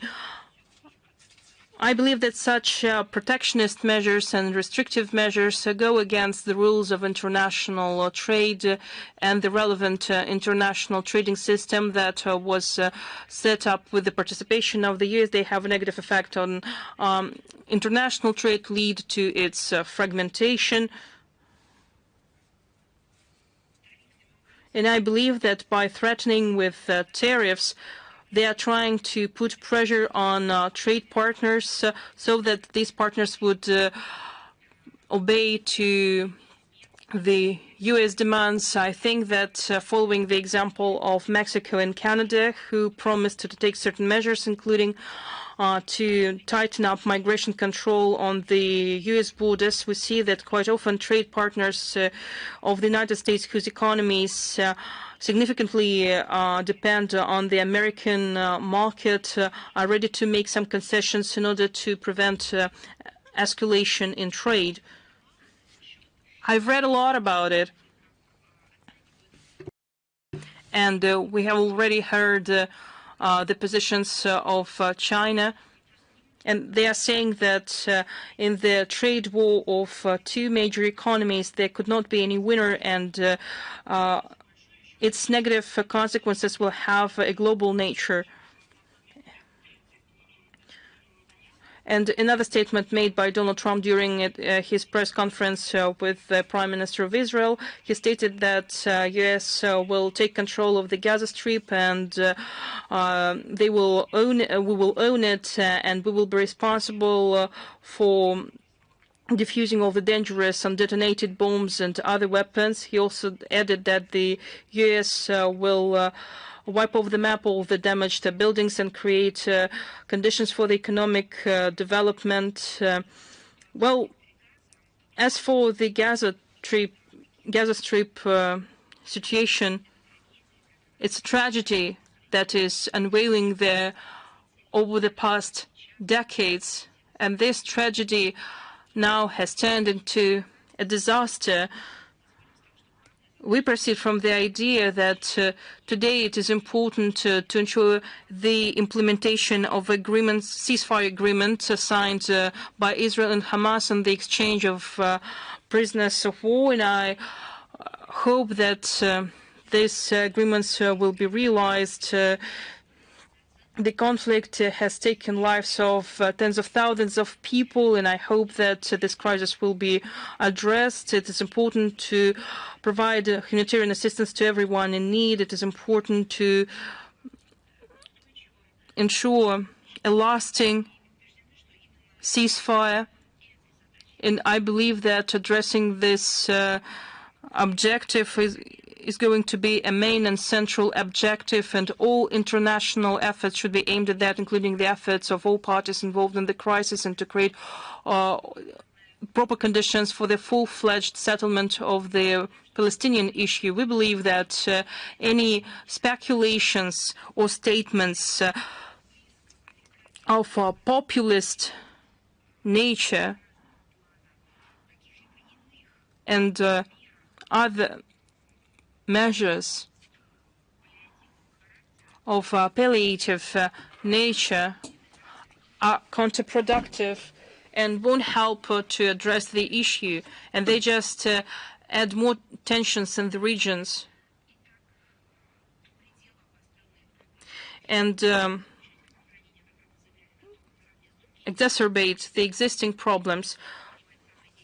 Russia, in its part, as we have stated many times, is ready, together with other responsible members of the international community, to take the most active part in overcoming the effects of the conflict in Gaza and at large, to find ways to achieve a mutually acceptable, comprehensive, and lasting settlement of the Palestinian issue. Thank you. Thank you. Is Reuters with us? Madam Zakharova, good afternoon. Good afternoon. Our question has to do with potential negotiations on settling the Ukrainian conflict.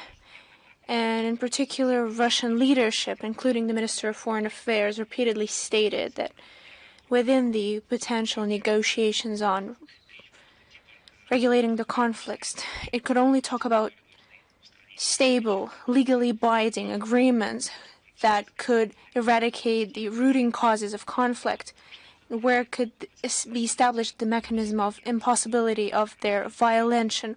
What are those agreements? So which sides, other from Russia and Ukraine, should sign these agreements, and who should pose as a guarantor of these agreements? You know, if we formulate the answers to these questions, then I believe each of us should get at least 5 Nobel Prizes. Because yes, of course, these are the questions on the international agenda, but let's try to look in detail on what could be possible in the format of our communication. Russia repeatedly stated its readiness for negotiations. And you see, this is a diplomatically political approach to settling crises, including the Ukrainian one. We advocate for a truly final, fair, and stable settlement, which includes the eradication of the whole complex of its root causes. And this is exactly what the Minister of Foreign Affairs, Sergei Lavrov, repeatedly states. So what are those root causes? Let us go through them once again. First of all, it's the violation of agreements not to expand NATO to the east, the aggressive consumption of the alliance of the whole geopolitical space up to our borders. And the second, it's blatantly, and here we use the Western terminology, racist, and it has been legally established, neo-Nazi, which is pretty much the same thing. The only difference is the matter of habit. which word is closer, but it's the segregation of people based on their nationality in order to humiliate them or even destroy them. So these racist, or as we say, neo-Nazi actions of the Kiev regime after the coup d'etat of 2014 to deliberately, consciously, targetedly planned destruction of anything Russian, the language, the mass media, culture, history, traditions, religion, and here I mean the canonical Orthodox Church, and of course then it came to the eradication of people and the temporary peace or the so-called freezing of the conflicts are unacceptable because they will continue to be used by the West, by the collective West, by its different representatives in order to reinforce their military potential of the Kiev regime and of course any efforts of an armed revenge. We need stable, legally binding agreements and mechanisms that would guarantee the unacceptance of any renewal of this crisis. And as the Minister of Foreign Affairs, Sergei Lavrov, pointed out on January 14th during his press conference on the results in the foreign policy of 2024, we need agreements that would fixate any conditions of ensuring safety of Russia and the legal interest of security of our neighbors, but in the context that would abide by international law, reinforcing the impossibility of violating these agreements. Is there a basis for this? Of course. It's all the workings that have been agreed upon in the spring of 2022 during different rounds of Russian-Ukrainian negotiations in Belarus and Turkey, which oversaw neutral, out-of-bloc and nuclear-free status of Ukraine, its demilitarization and denazification, as well as the prohibition of placing of foreign troops and bases on the Ukrainian territory, and all the positions that have been voiced by the President of the Russian Federation, Vladimir Putin, when he addressed Minister of Foreign Affairs in the June of 2024. I'd like to recall that during the negotiations of 2022, we had plans that the guarantors of these agreement, and I'd like to draw your attention once again so that the mass media and your colleagues understand this perfectly. This was during the negotiations of 2022. It was planned that the guarantors of this agreement would be the permanent members of the UN Security Council, including Germany, Israel, Italy, Canada, Poland, and Turkey. And this list changed constantly. As for the perspective of future possible agreements and who exactly was posed as the guarantors of those peace, we will see of the after new peace negotiations if they are to take place. Right now, I can't give you any more details. It's difficult to oversee. Thank you very much. Thank you very much. Is Bolt News with us? Good afternoon, Madam Zakharova. In Estonia, as you know, they're trying to pass over the Orthodox Church in Constantinople to tear it apart from Russia. And in Latvia, the elderly Russians are made to pass the Latvian test, threatening deportation. So they're trying to limit the right for religious beliefs, masking it under the issues of security. So could Russian Federation get the support from the UN in order to denounce Baltic authorities and their policy of limiting the rights of Russian Orthodox Church? You know, we've commented on this several times. The official town continues to raise the tension on the Estonian Orthodox Church of the Moscow Patriarchy in order to undermine its canonical unity with the Russian Orthodox Church, or maybe fully eradicate this structure, passing everything under the leadership of the Constantinople Patriarchy. So in the fight to preserve its existence, the Estonian Orthodox Church have had to change their name twice to rewrite their charter. And we see, and we're being told, we get the reports about it, many complaints of the Orthodox believers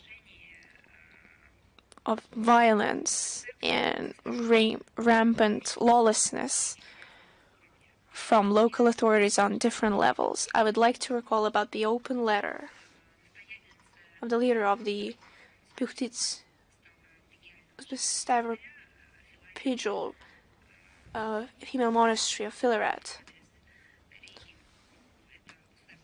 towards the State Council, which is the highest representative legal basis, and towards the ministers of this country who assess the upcoming amendments to the law of churches in the Estonian Republic as a threat to closing of the monastery. According to her, the goal of this project is to force the Estonian Orthodox Church of the Moscow Patriarchate to change its judicial basis and to go under the leadership of Constantinople. According to her, in 1990s, the monastery fully renounced any property without compromise and without any claims. They passed over anything to the state in order to keep the spiritual link with the Hadding Church. Just one quote that reeks of unlawfulness and the lack of any beliefs here. You put the monastery outside the law, only proposing two options: either the change of legal base or forced liquidation, she said in her letter. We denounce such approaches and we call on the Estonian authorities to closely follow the rights of any religious groups.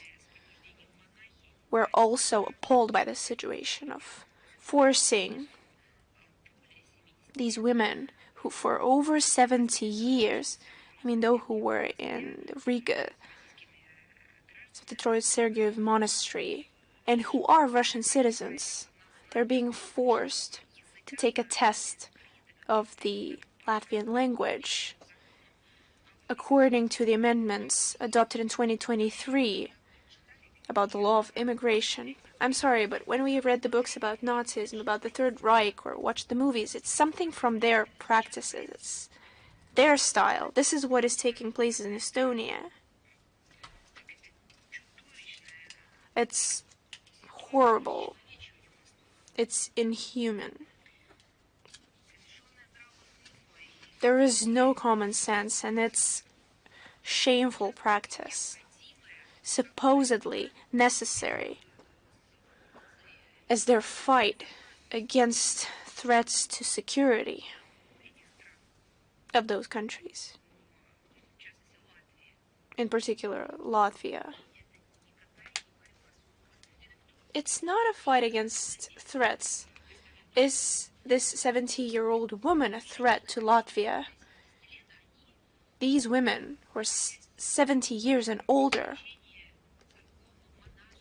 serving the church, the monastery, renouncing the regular life by gathering at the monastery, they're the ones who pose a threat to official Riga. It seems Riga's affairs are truly going bad, if now they believe that these women are a threat to them, and the threat is coming from the church. But what kind of safety are they talking about? It's not the physical safety of the state of Latvia. What kind of safety does Riga speak about? What exactly are they threatening? What could these women possibly threaten? If they truly threaten anything, it's just one thing: that their beliefs and their service, their dedication to true things and ideas, they are a threat to lies and to that which is called fake, but it's just a distortion of reality. That's what it is. They will preserve the truth. They made the choice, and they will bear that cross until they die. We regularly call the attention of the Secretary General of the UN, the Higher Commissioner of the UN on the human rights and the special procedures of the UN mechanisms of the OSCE on these policy of limiting the rights of Russian Orthodox Church, on following Russian citizens, and it's the blatant violation of the right to freedom of religious beliefs overseen in the International Pact of Civil and Political Rights, as well as International Convention on Liquidating All Forms of Racial Discrimination. We will mention this again during the 58th session of the Human Rights Council, which will open its work in Geneva on the 24th of February.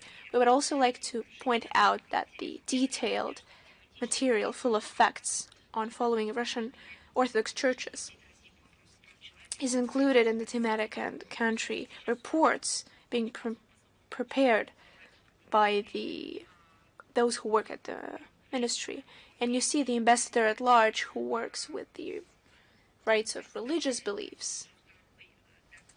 He now introduces the second report on the situation of violation of rights of religious beliefs in Ukraine. But apparently, these reports will be issued not only when it comes to Ukraine.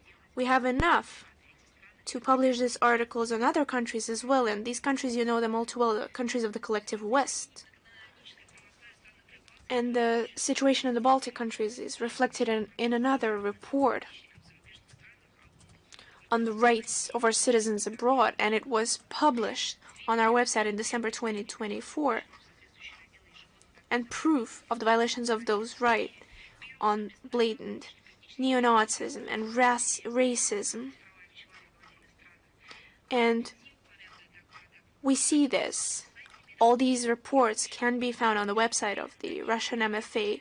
All these reports are published and included in our briefing. They're passed over to several structures. Do you remember how the USAID formed the task for mass media? Strategic silence. And this strategic silence is not only present, it has infected foreign structures. And they're under colossal influence, colossal pressure of different kind, of the same Anglo-Saxons. We will continue our work with the leaderships of international organizations. No matter what state they're in, no matter how much pressure they're facing, we will try to call their attention to active work, providing facts and information, trying to get any reaction so that it works as it should. Thank you very much. Thank you. Is the Iceland radio with us? Yes, good afternoon, Madam Zakharova. Good afternoon. Good afternoon, yes, please.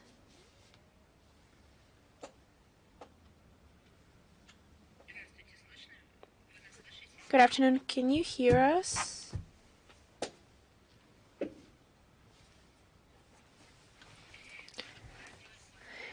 I believe that the Iceland radio has disappeared. You were here, I can even see you, but I can't hear you, unfortunately. Yes. Yes, now I can hear you.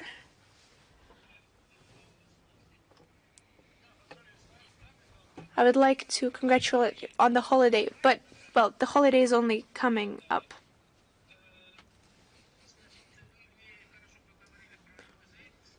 You've conveniently mentioned USAID. But is it too early to celebrate the fact that this organization was destroyed? Perhaps something else is coming as a replacement. What do you think about that?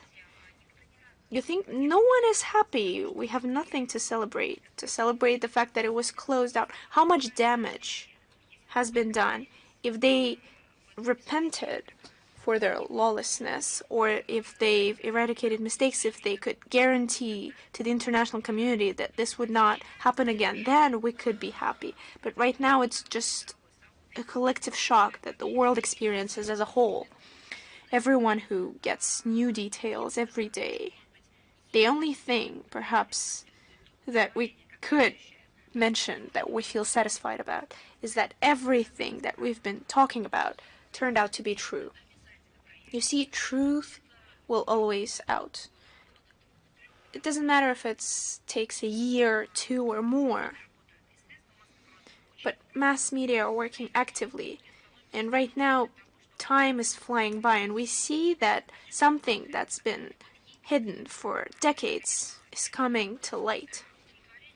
So we have no choice but to feel satisfied that everything we've been mentioning, using facts, was confirmed fully once the data about the action of this structure was revealed.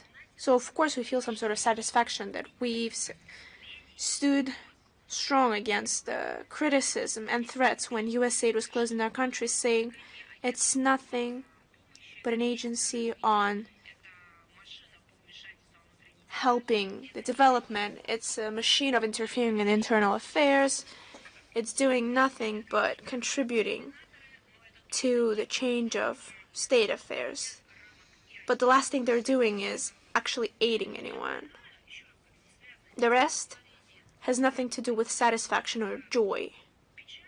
It's actually quite sad and tragic that the leading international superpower is spending money on destructive actions that lead to catastrophes and tragedies all over the world. Colossal sums of money are spent on pseudo-scientific concepts that have to do with their extremist LGBT, transgender, non-binary, quadroberes. Large sums of money were pumped into shaking up the public opinion.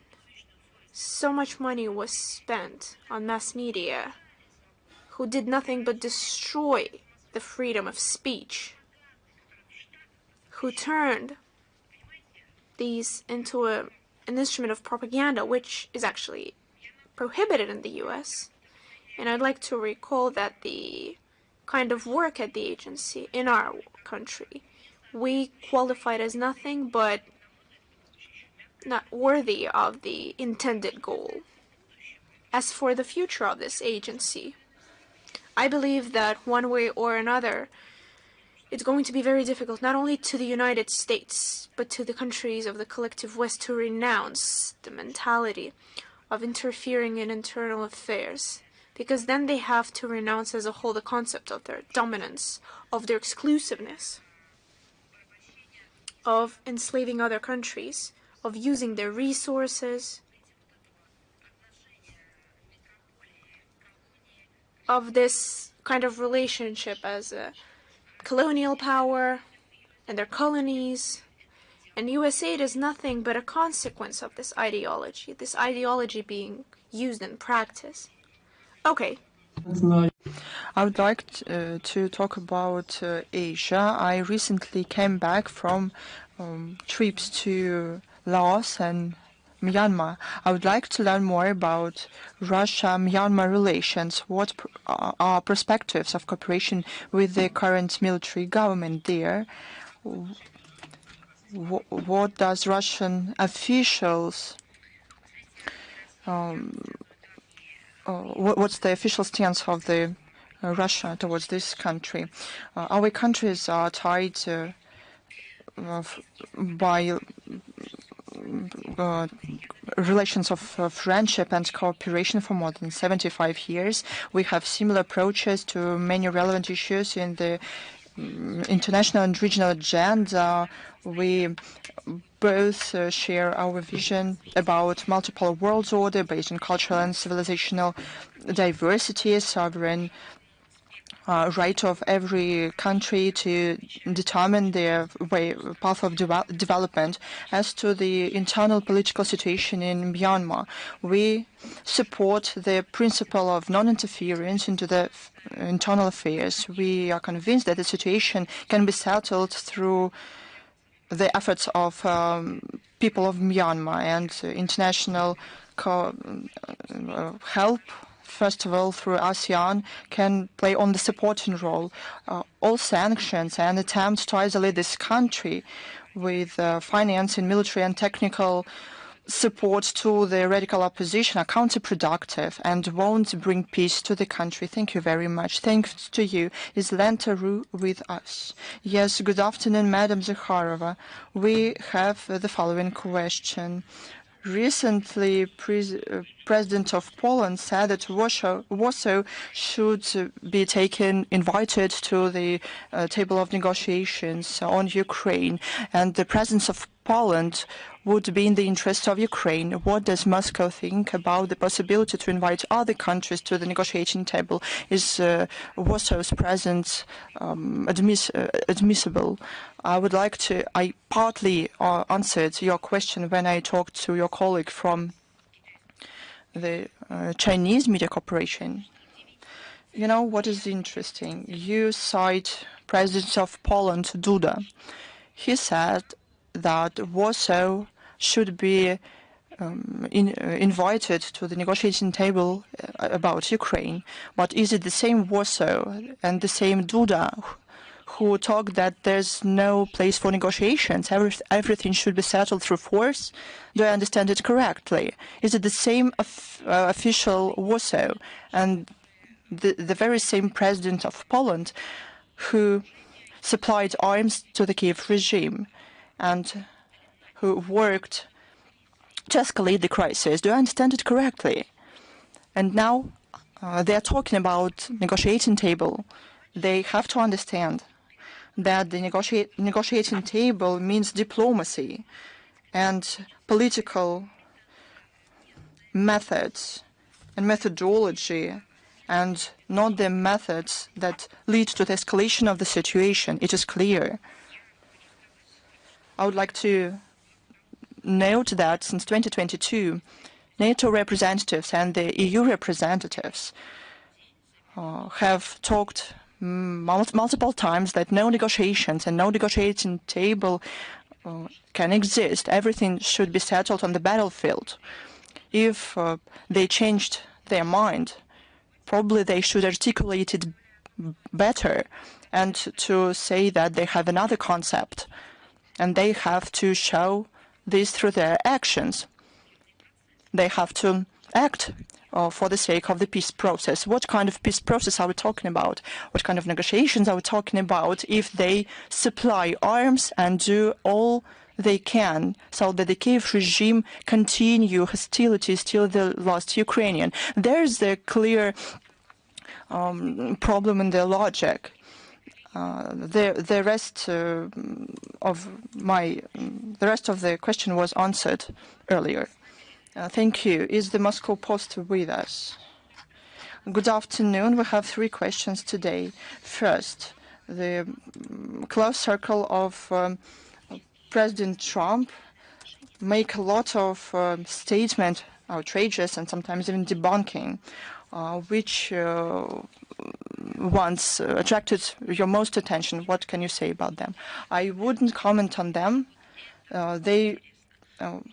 I'm interested in facts that they provide. I'm not interested in the evaluation of the situation, and I'm interested only in facts. I would like to read and understand what happened in reality, where money went, what the strategy was, what kind of accountability there was. That's what I'm interested in facts, the true, real data. And people can draw conclusions for themselves. That's what attracts my most attention.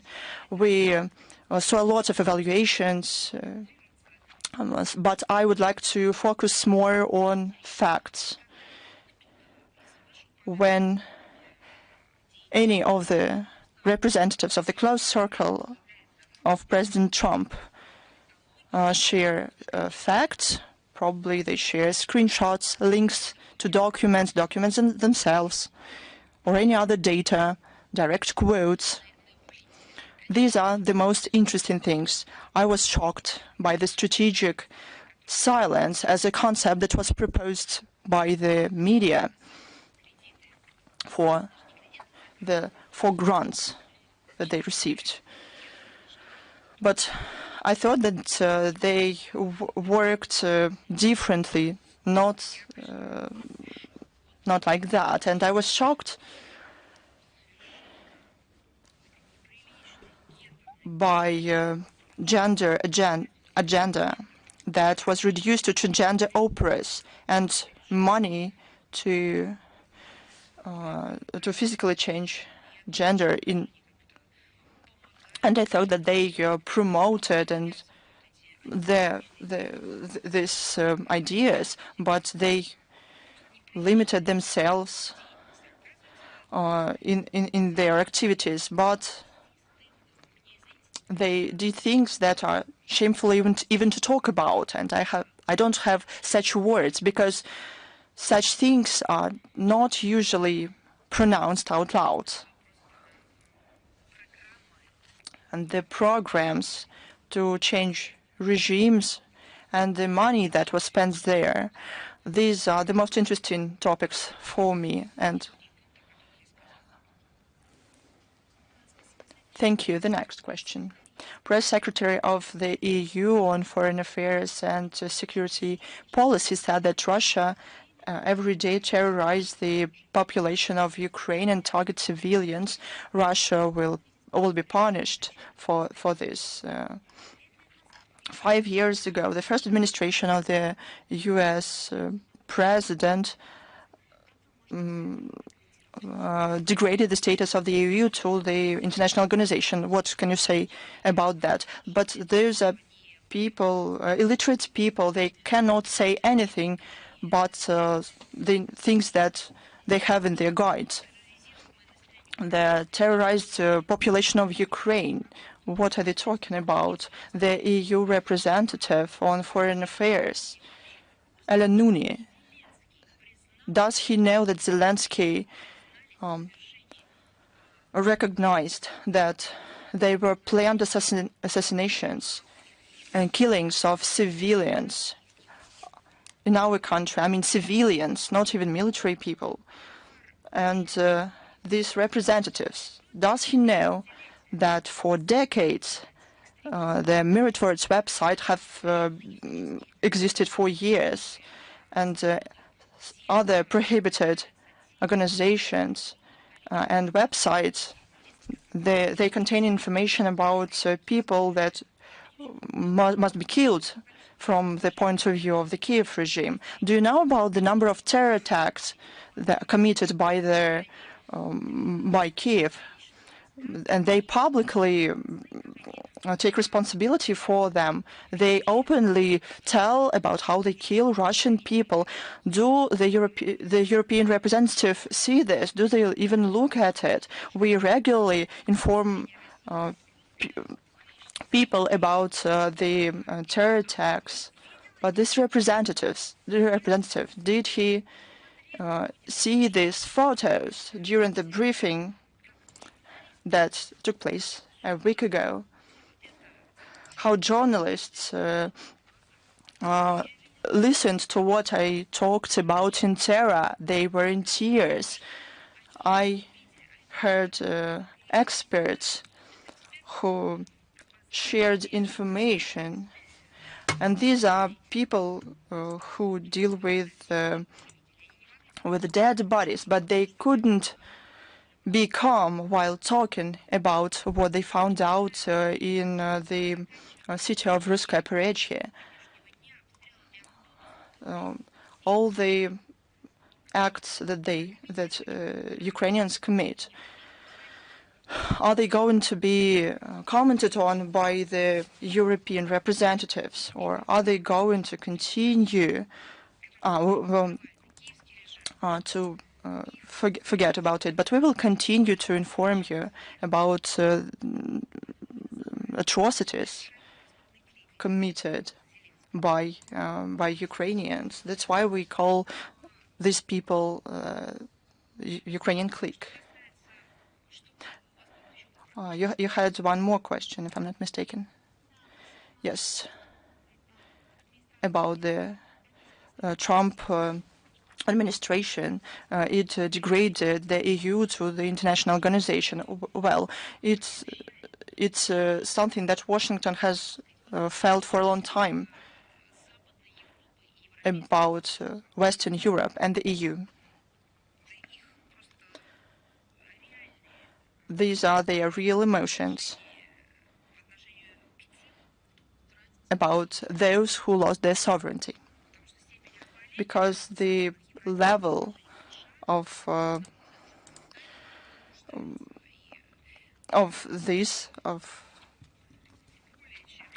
in the EU cannot be commented on. And just to there's no point to depict it, and our president said and warned Western Europeans that they are losing their sovereignty and even their own dignity. They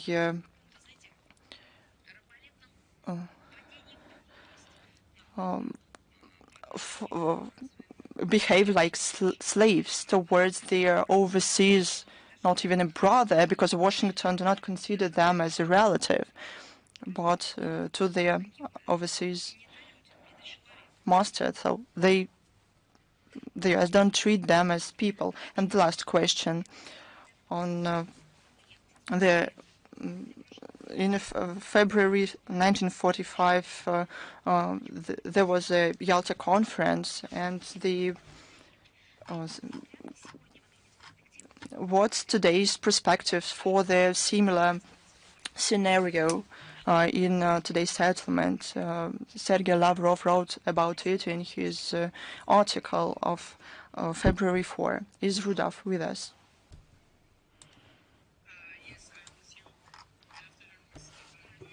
Hopefully everything is good with you. I'm Niaz Mustafa, and I have two questions.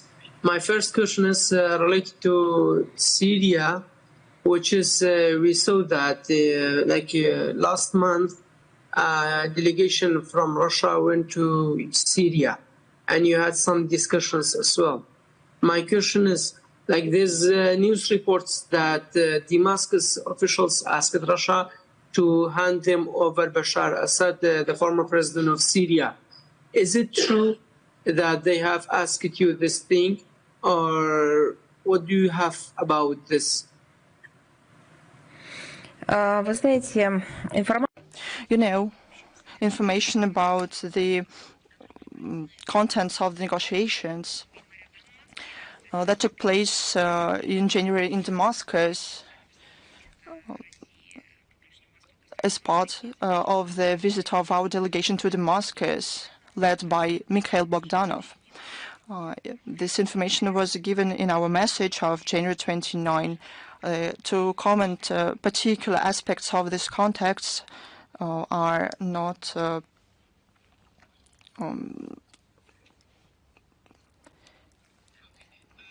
important in our view. Okay. My second question is, are you supporting the decentralized government in Syria in a way that Kurdish and Druzes have their own administration? And what do you have for the next government of Syria? How should it be? Our stance in this regard is clear. We said it multiple times. We proceed from the fact that this concerns the internal policy of the country, and Syrians themselves should determine their own fate within their own internal dialogue, but they have to ensure interests of all ethnic and confessional groups, including Kurds, Druzes, and they also have to respect the fundamental principles of territorial integrity and sovereignty of Syria. Thanks a lot. Have a nice day. Спасибо вам тоже. Good day to you too. Is the Caucasus newsletters with us? The Iranian ambassador to Russia announced that Russia and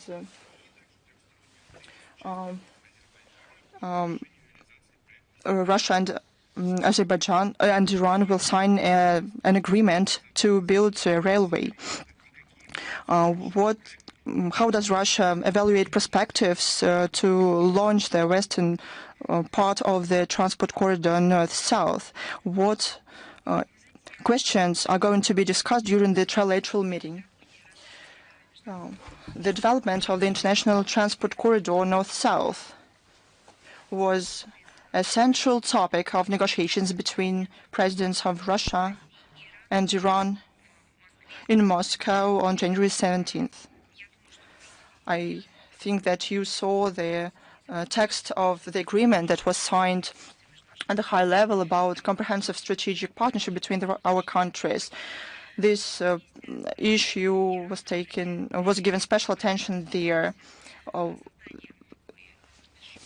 Our priority is to create a smooth railway logistics on the western part of the corridor.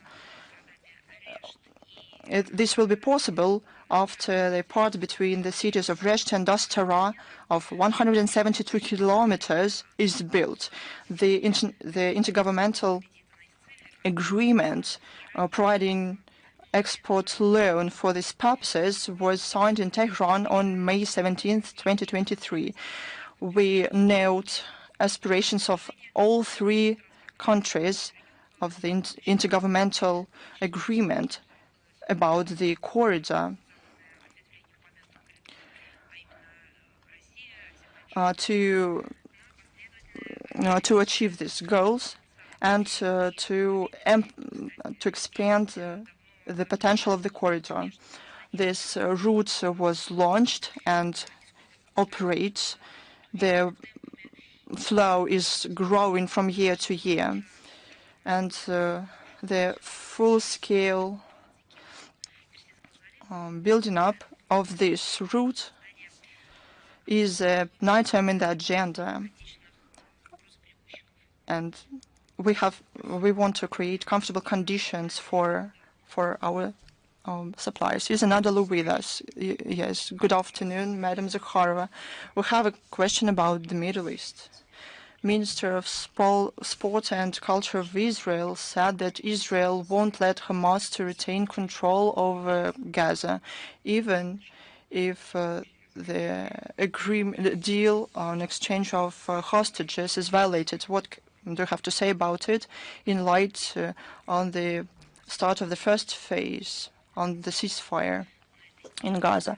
I recently talked about it while giving an answer to one of the previous questions. I have nothing to add.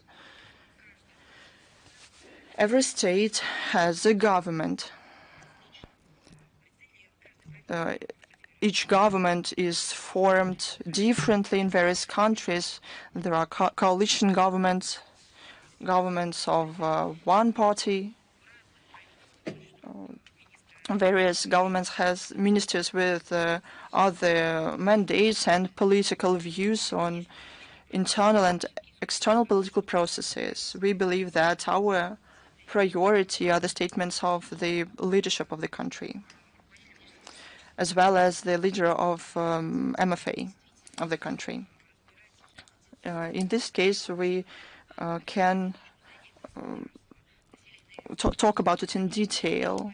It doesn't mean that other members of the government of other countries cannot or must not have their own point of views.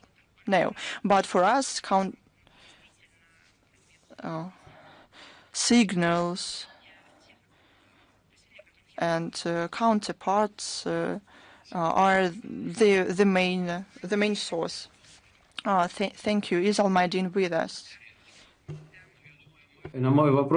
Hello.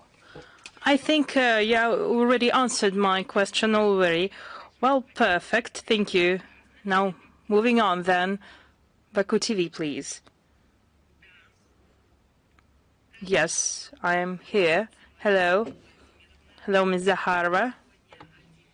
We have only one question today.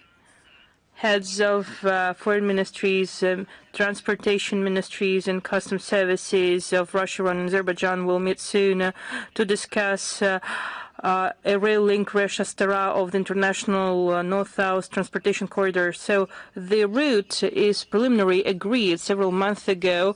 The foreign ministries of Russia and Iran discussed the Zanzibar corridor. Is there any progress in this area? Once we have information on that, we'll share it with you. As of now, I have no additional news for you. After E, please. Yes, hello. I would like to join the kind words of celebration on the Diplomats' Day. If you remember, I asked the question about European documents where they remove corruption with the different synonyms. Were you able to look into the question? Yes. I have looked at the statistics, figures, and phrases themselves, and it seems that new White House administration wants to address a disparity in mutual trade with EU countries that actually has been to the EU's advantage. If we look at the 11th month of 2024, more than 180 billion US dollars, which is more than the similar period of 2023. For Americans, it is a proof that EU is trading with the US in not fair way, as Americans say, but Americans don't mention that the trade, when you look at the trade and services, the situation is different, and the trade and services is to the US advantage. It is clear that additional restrictions on EU goods will have negative consequences for European manufacturers, but at the same time we see that the EU economy is struggling. There is a slow GDP growth. According to Eurostat 2024, it was 0.9%. The industrial production since 2023 is lowering.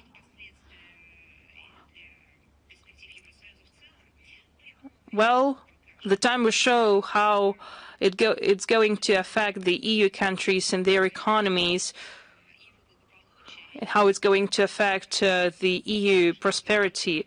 But I believe that's not what Washington is interested in.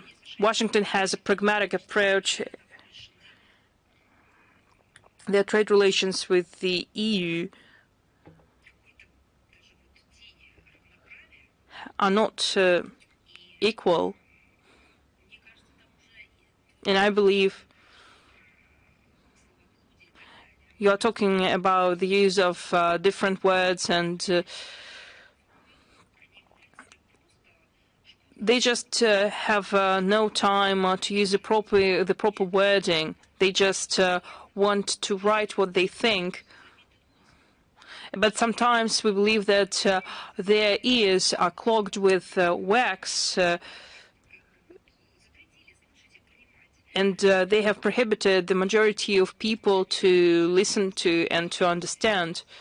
It is clear to everyone that EU interests are not going to be taken into account by Washington. Washington is not Russia, that has always been advocating for equality and respect. Relations with Washington are different. They were trying to hide it, to disguise it, but now they are showing their true colors.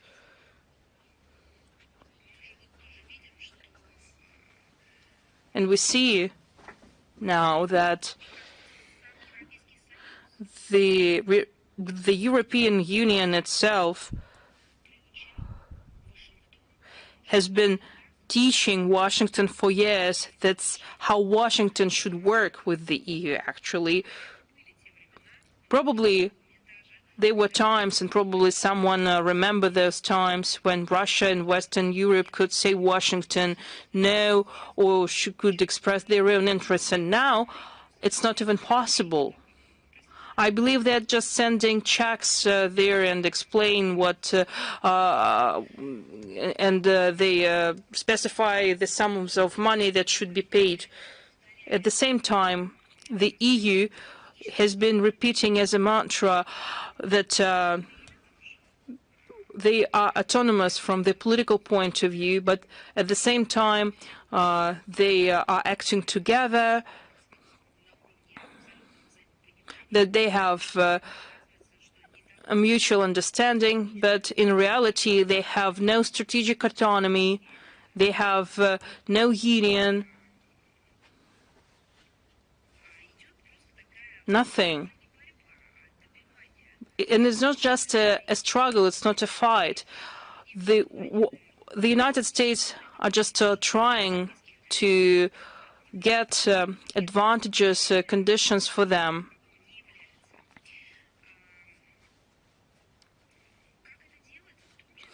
How are they doing that? What was beneficial for Russia and EU is blocked by the US, like resource base, energy resources, other competitive goods. Among other things, we see what Americans are doing with China on the European market by obstructing the imports of Chinese goods. They want to prevent the normal trading relationships between Europe and China. They won't allow it. There are so many examples to give. We believe that the EU is becoming increasingly dependent on the United States, but yet they prefer not to speak about it. The bilateral trade between Russia and the EU has decreased, and we reoriented our trade to friendly countries, and transatlantic trade wars pose no threat to our country. At the same time, uncontrollable use of tariffs and use of economic leverages to attain on geopolitical goals, ignoring the rules of international trade adopted by the WTO, as I've told you already and I have said many times, is fraught with high risks for the global economy. It will result into turbulent global markets, it will disrupt supply chains, it will disrupt countries, and the poorest countries will be affected the most, and the United States are not so interested in the prosperity of other countries, and in reality we're truly concerned by the Western policy that is bringing damage to the entire world. If the increased tariffs on European goods will help Europeans and the EU to realize that their anti-Russian policy was a mistake, that which they taken on due to the US pressure, will be ready to reconsider the need to continue working with European markets, taking into account our national interests and the history of working with the EU. And if you allow, I would like to draw your attention to the alarming information from Riga. There, military pensioners are not getting their pension payments anymore. Embassy of Russia in Riga is not picking up the phone, and they don't know what to do. Probably you could do something to alleviate their worries. Thank you. Thank you for your warning. Was it in Riga, you said? Yes, Riga, military pensioners, they haven't received their payments in January, and they don't know what to do. They can't call the embassy because the embassy is not picking up the phone. As for your question on terminology,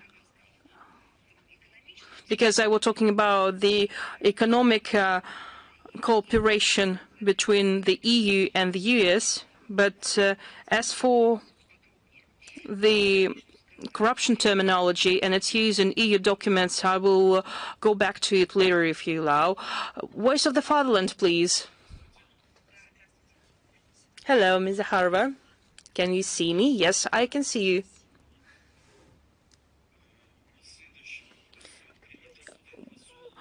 There is an ambassador at large in the Russian Foreign Ministry that is responsible for covering war crimes committed by the Kiev regime, and that the ministry have an ambassador at large that will be responsible for covering war crimes committed by NATO and Western regimes.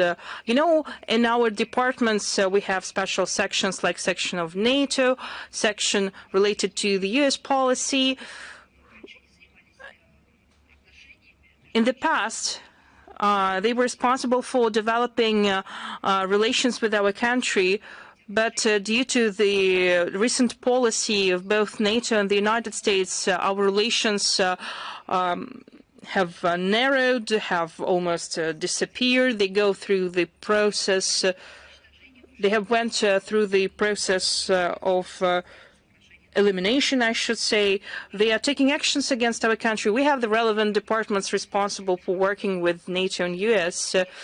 We're talking about war crimes committed by the Kiev regime because we're talking about acts of terrorism, murders, violent acts, cyber attacks. And we have highlighted what the Kiev regime has been doing by appointing Ambassador at Large, Mr. Miroshnik. And again, as for NATO and the United States, we have the relevant departments responsible for that. Sergei Naryshkin offered to discuss the issue of legitimacy of Ukrainian territories. What do you think about it? Well, if Mr. Naryshkin said it, well, it means that we need to discuss it. Are you ready to take part in the discussions? Is Russia interested? Are you interested in taking part in the workshop of restituting Russia within the borders of 1945? Earlier, you were interested in that. It was last year. Well, I think you can send an invitation and we'll get your response who is going to take part in that event. Thank you. Embassy Live, please. Посольская жизнь. Hello, Ms. Zakharova. We have only one question. First, I would like to congratulate you and the Russian diplomats on their professional day. According to Olga Lyubimova, the Russian Ministry of Culture, it is important to develop cultural ties with the Islamic world. Kazan will host another summit, Kazan Forum, Russia's Islamic world. And for the first time, ministers of culture of the countries of the Organization of Islamic Cooperation will meet there in Kazan, and also some representatives were invited to the St. Petersburg International Economic Forum, and there was a proposal to organize a large-scale exhibition on the history of the Islamic world in Russia. Olga Lyubimova also offered to organize several events related to that, and can we believe that the visit of representatives of countries of the Organization of Islamic Cooperation to Russia will be a political success for our country? We're supporting strengthening contacts with the countries of the global majority, and the Russian Foreign Ministry supports the idea to strengthen international cultural and humanitarian cooperation. The successful cooperation of the relevant projects and programs contributes to better understanding between peoples and societies of our countries. It helps to exchange views with regard to the global cultural agenda and global agenda in general. And as for the projects that you mentioned and developing cooperation, I believe that you need to speak to the organizers of the event. If organizers of the conference believe that they need any advisory support from the Russian Foreign Ministry, they can contact us. We'll be ready to help. Thank you. So, are we finished? Oh, you forgot about me. Yes, please, Virolk. Well, there is the phrase that the last one will be the first ones. Well, when was the time I asked you first at the briefing, or you believe that you always believe that you are the first journalist who will ask questions at my briefings? Well, surprise me with your questions then. The first question. Nikol Pashinyan, Prime Minister of Armenia in Washington, stated at the meeting with the Armenian community that the war in Nagorno-Karabakh helped Armenia to become independent. And many Armenian experts have seen that it was a hint that he hinted at Russia, because by saying so, Armenia has allegedly become independent from Russia. So what's your position on these remarks and these words? I think you should send your questions to the office of Nikol Pashinyan and to him personally to understand what he meant by that, because I don't know what he meant by saying that. Second part of your question on genocide of Armenians. You know, to be true, I never expected then there would be another position to that issue as part of the official position of the Armenian government. I have never thought that this consolidating position that has been formulated for years will be changed, will be revised by the Armenian community. Well, you can hear the statements that have been made recently in Davos, but it's not the questions that should be raised, should be referred to us. Again, our position has been formulated in the statement made by the State Duma that we have been referring to and invoking for years. I don't know. I will express my personal point of view because I tried to fact-check the statements made in Davos. Our position has been formulated and it was changed. Thank you. And the second question. Recently, one of the leading Azerbaijani TV channels published a report where they accused Russia, which supposedly in 1920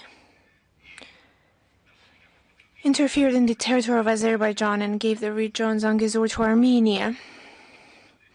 And that Azerbaijani have not forgotten not only Zangezur, but given to Russia the historical territories of Azerbaijan.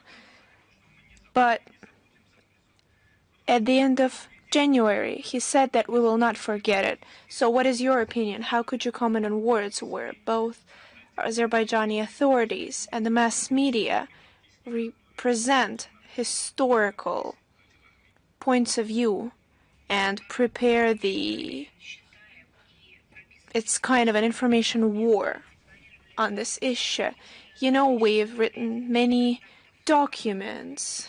We've spoken about it with our colleagues, partners, and friends. And the position is that the mass media,